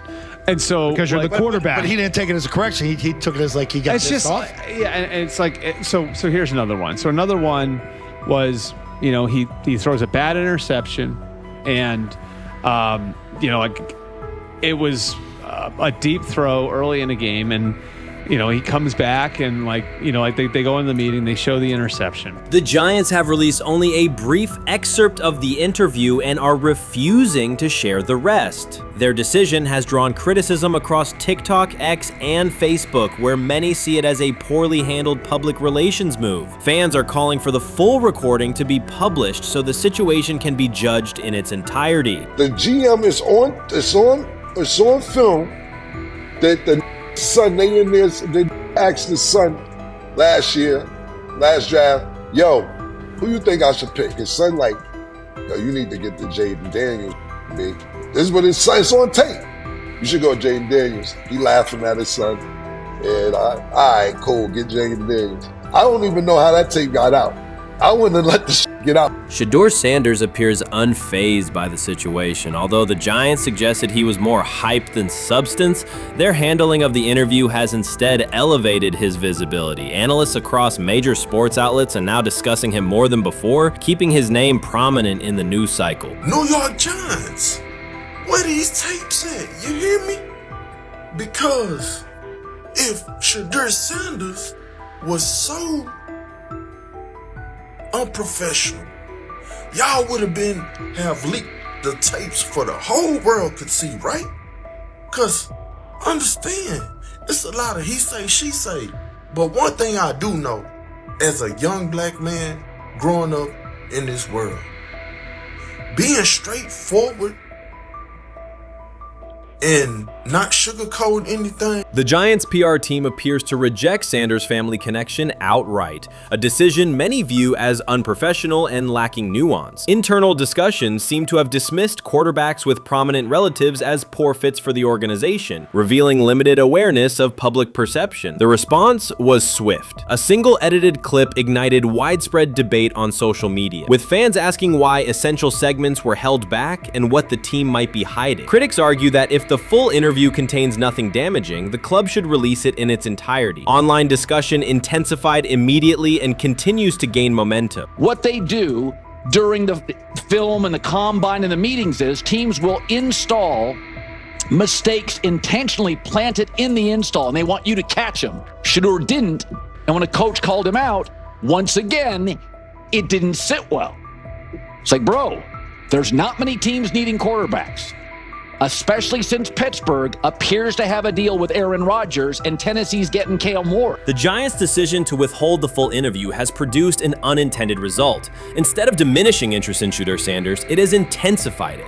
Media outlets and analysts are now examining every on-field rep, press comment, and public appearance as evidence of how he conducts himself under scrutiny. Each throw, adjustment, and answer is tracked and evaluated against league standards, reinforcing the view that he remains composed and professional. Many fans contend that the organization has misrepresented Sanders and suggest the issue may stem from the Giants' view of his father, Deion Sanders. They see the partial release as an attempt to raise doubts about his character by association. That perception has only made his profile more compelling. The discussion has shifted from whether he deserves a high draft position to how effectively he withstands sustained pressure. Sanders is now regarded not just as a talented prospect, but as a symbol of resilience, central to debates about transparency and organizational strategy. Even if the Giants eventually provide more context, the visibility they have created for him is unlikely to fade. The most fun yet the most difficult thing I cover and we cover all year long is not games, it's the NFL draft. Because I've said this many times, you get lied to for a month to 2 months up to it. And so often during the draft, and every few drafts, there's a guy that really falls, precipitously falls. This year it was Shedeur Sanders, it's been Aaron Rodgers, it's been Dan Marino. Every few years somebody falls a lot. And so, but those stories don't come out until like the fall. Criticism of Shedeur Sanders from within the Giants organization has become increasingly public. Team communications appear focused on casting him as an overhyped prospect, whose character should be questioned, a narrative that seems aimed at shaping opinion rather than assessing performance. Yet each selective release or negative remark has instead amplified attention on Sanders and elevated his reputation. Efforts to confine him to a narrow, unfavorable image continue to produce the opposite effect, reinforcing his position as an underdog who endures external pressure. The debate has shifted from football analysis to broader concerns about narrative control and transparency. Fans, reporters, and online communities are still urging the Giants to publish the full interview, arguing that only complete context can resolve speculation. The organization's refusal to comply has intensified scrutiny and led many observers to conclude that the team underestimated public reaction and now faces questions it could have avoided with full disclosure. The tapes, the New York Giants have the tape. They definitely have the tape. It's confirmation that they had the tape. Shedeur didn't do nothing. It's what they saying he did. I'm gonna tell you what these mixed reaction right here. So we already know about the New York Giants, but the Pittsburgh Steelers head coach Mike Tomlin reported admired Sanders' talent, but hesitated to draft him due to previous challenges with quarterbacks like Russell Wilson and Justin Fields, leading to more cautious approach. Las Vegas Raiders. Sanders met with Raiders at the NFL Scouting Combine and expressed enthusiasm about potentially joining the team. His familiarity with the West Coast offense and quick release was noted positive, though concerns about his ceiling. Hours after the Giants posted that short audio clip, the timeline never slowed. Comment threads filled with frame-by-frame breakdowns, lip-read attempts, and side-by-side comparisons of what was said versus what was left out. Reporters called league contacts. No one could explain why a franchise would stir this level of curiosity only to seal the vault. Each refusal sharpened focus on Shedeur Sanders, turning routine throws into national talking points. Analysts kept circling back to the same note. His cadence at the line looks unchanged, steady against the noise. Hashtags demanding the full interview, trend drop, and trend again. Podcast hosts bump scheduled segments to lead with the leak. Rival teams get asked how they would handle a similar situation, then quietly check their own archives. Inside Giants headquarters, the plan to shape the story looks less like strategy and more like a slow burn spotlight they can't switch off. And now every preseason snap, every media availability, every stray sideline camera angle gets fed into a loop that asks, what are they still hiding? The file remains locked. Curiosity keeps compounding. Until someone presses upload or steps to a podium and explains the redactions, the subject drifts away from depth charts and play design, fixing instead on secrecy, control, and the risk of underestimating how fast attention turns pressure into permanence. Momentum isn't fading, it keeps recalibrating, louder, impossible to mute. When he led college football in completion percentage and he threw almost 40 touchdowns for over 4,000 yards, how tall was he? Because they make it seem like he shrunk all of a sudden, RC. Oh, how lively was his arm? Because all I know is somebody did that. Somebody threw for over 4,000 yards, somebody threw for almost 40 touchdowns, and somebody led college football in completion percentage. Now, I'm trying to figure out, what I try to figure out all the time, Mel, is how a guy that hadn't played football in almost 5 months. Shannon Sharpe has publicly defended Shedeur Sanders and criticized those questioning him. Sanders has earned higher recognition and some fans are responding negatively. Although there's debate about whether he belongs on a second team list, Sharpe maintains that Sanders' career is clearly ascending. Reactions on social media are mixed. Some users are angry, others are surprised, and a few say they anticipated this result. The conversation remains active. When reports confirmed that Shedeur Sanders had been elevated from second team to near top tier status, Shannon Sharpe issued an emphatic response. He delivered a detailed rebuttal to critics, underscoring why Sanders deserved the promotion and directly challenging those who doubted the decision. I don't think that he was underprepared during these meetings. I don't believe any of these stories that he showed up arrogant and that he was bombing his interviews. I mean, you watch the film, he's on time, he's on point. You watch his interviews, he answers like a 10-year NFL veteran. Like, he's clearly dominating OTAs. It's every single day there's a new report of how well he's doing for the Browns in OTAs. And I mean, you can say what you want, it's just OTAs. Okay, if that's your new narrative, then he's doing exactly what he needs to be doing. He's on point, he's on time, he's getting the respect of his teammates, and he's making plays. So we're gonna see years down the line, something's gonna come out that I don't know what exactly it was, but something will come out. Critics have been waiting for an opportunity to dismiss Sanders. They labeled him overrated, accused him of benefiting from nepotism, and claimed his profile came only from his last name and polished image. Within their own echo chamber, they cited every game in which he fell short of huge passing numbers as validation of their doubts. Since Sanders has begun receiving formal recognition, criticism has escalated. A wave of self-appointed analysts is dissecting his throwing mechanics and team role, and many online commentators now argue that his promotion reflects deeper problems within the sport. Shannon Sharpe rejected each criticism directed at Shedeur Sanders. During the broadcast, he turned a routine segment into a detailed examination, acting as presenter, interrogator, and fact-checker. Sharpe walked viewers through game film, season statistics, and scouting reports to show why Sanders merited his recent promotion. Whenever a panelist claimed Sanders had not earned the role, Sharp countered with completion percentages, efficiency ratings under pressure, and documented late-game drives that changed outcomes. He stressed that the backlash was driven less by on-field evidence and more by reluctance to revise earlier opinions. Sharp argued that critics were upset not because Sanders lacked qualifications, but because his progress contradicted their initial narrative. By the end of the discussion, Sharp had moved past simple defense and reframed Sanders as a clear example of performance-based advancement, demonstrating that early predictions can be wrong. Never heard of no Dylan Gabriel or Tyler Shock. What the hell is that? So how is Shedeur Sanders going behind them? I'll tell you how. Collusion. 4 different times they passed on him. How the hell does that happen? 4 rounds. It doesn't happen to a quarterback. We've never seen anything like this before.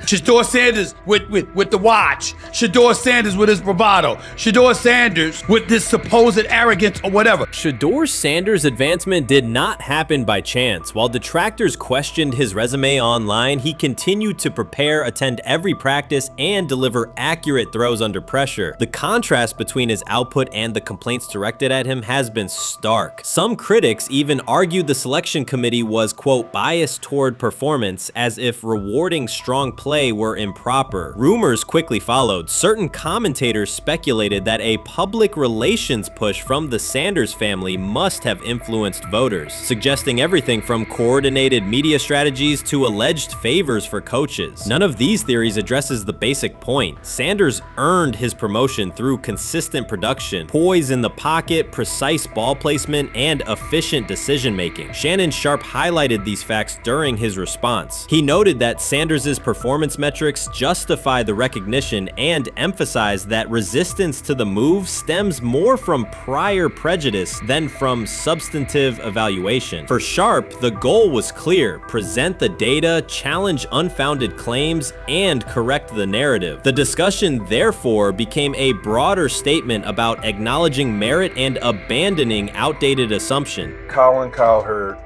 defend college basketball coaches who have gotten a DUI, come to their defense and say they didn't need to be fired, that they deserve a second chance.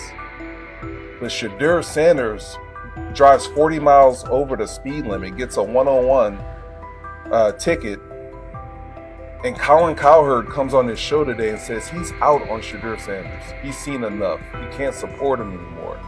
He can't be in the Shedeur Sanders camp because of the speeding ticket. Shannon Sharp addressed commentators who portray constant doubt as expertise. Those who discount strong performances with "we'll see," but declare bust after a single mistake. He noted their belief that progress only counts if an athlete visibly struggles. Sharp's response was methodical rather than emotional. He presented evidence, cited statistics, and calmly refuted each claim. Following his remarks, several critics began revising or deleting earlier posts, recasting themselves as longtime supporters of Shedeur Sanders despite having questioned him for months. Sharp insists on accountability, naming specific individuals and dates while requesting public acknowledgement of prior errors. He argues that analysts cannot spend months undermining a player's potential and then quietly adopt a supportive stance once the athlete succeeds. These are serious, big-time, top-of-the-line playmakers that they have. If you can go 45 to 42 in the fourth quarter because your quarterback set the school record with 510 yards passing.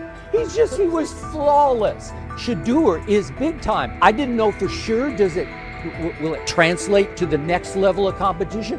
Yes, it might translate to the next level of competition as he can play. Critics who once claimed Shedeur Sanders was unprepared now hesitate to acknowledge their mistake. They resist retracting earlier comments and struggle to accept that an athlete can succeed without their approval. Sanders continues to share practice clips and game highlights without engaging the debate, while Shannon Sharp documents every dismissive remark, ready to revisit them on national television. The disapproval did not slow Sanders. It underscored his progress and exposed the gap between perception and performance. As a result, the conversation has shifted. Analysts who doubted him now describe him as undervalued and publish detailed evaluations of his mechanics and game management, suggesting long-standing familiarity with his career. In a matter of weeks, critics have recast themselves as advocates, demonstrating how quickly opinion can change when consistent results leave little room for doubt. Shannon Sharp signaled that his commentary is not over. He considers Sanders' advancement a positive outcome for every athlete who has been overlooked or criticized for having confidence. Sharp stressed that analysts do not have the authority to determine who deserves recognition based on personal preference. The reaction to Sanders Sanders' promotion, he argued, revealed how quickly opinions can shift once results are undeniable. Sharp pointed out that many vocal critics became quiet when confronted with objective performance data. This exchange, Sharp insisted, reached beyond defending a single quarterback. It challenged the practice of dismissing achievements that do not fit familiar narratives. He reminded viewers that success does not require external approval and that consistent talent will surface despite online commentary intended to minimize it. While critics reconsider their positions, Sharp remains steady, assigning credit to the athlete and allowing the scoreboard to confirm the argument. In his view, the statistics speak clearly enough. Sharp also emphasized that the intensity of the backlash must be placed in context. College football is a volatile environment where unexpected outcomes are common. Therefore, declaring failure based on incomplete evidence only weakens the credibility of sports analysis. The discussion underscored the need for measured evaluation rather than reactive judgment. Dak Jackson and him and everybody else that we talked to have said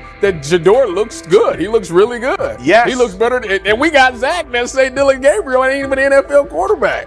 It's true. So how is it that this man can't get a rep with the ones, but that non-NFL quarterback can? We all what agree sense with does that make? Some observers now claim that recognizing Shedeur Sanders' strong performance undermines football's traditional standards, even though they previously argued he received coverage only because of his father. Faced with Sanders' current statistics, those critics are searching for explanations that fit their earlier narrative. The data have always been clear. Their earlier objections ignored that fact. Shannon Sharp is openly highlighting this reversal, comparing past negative remarks with Sanders' recent 400-yard games to demonstrate the gap between criticism and evidence. Sharp did not force these commentators to backtrack. He simply displayed their earlier claims alongside Sanders' results, allowing the contrast to speak for itself.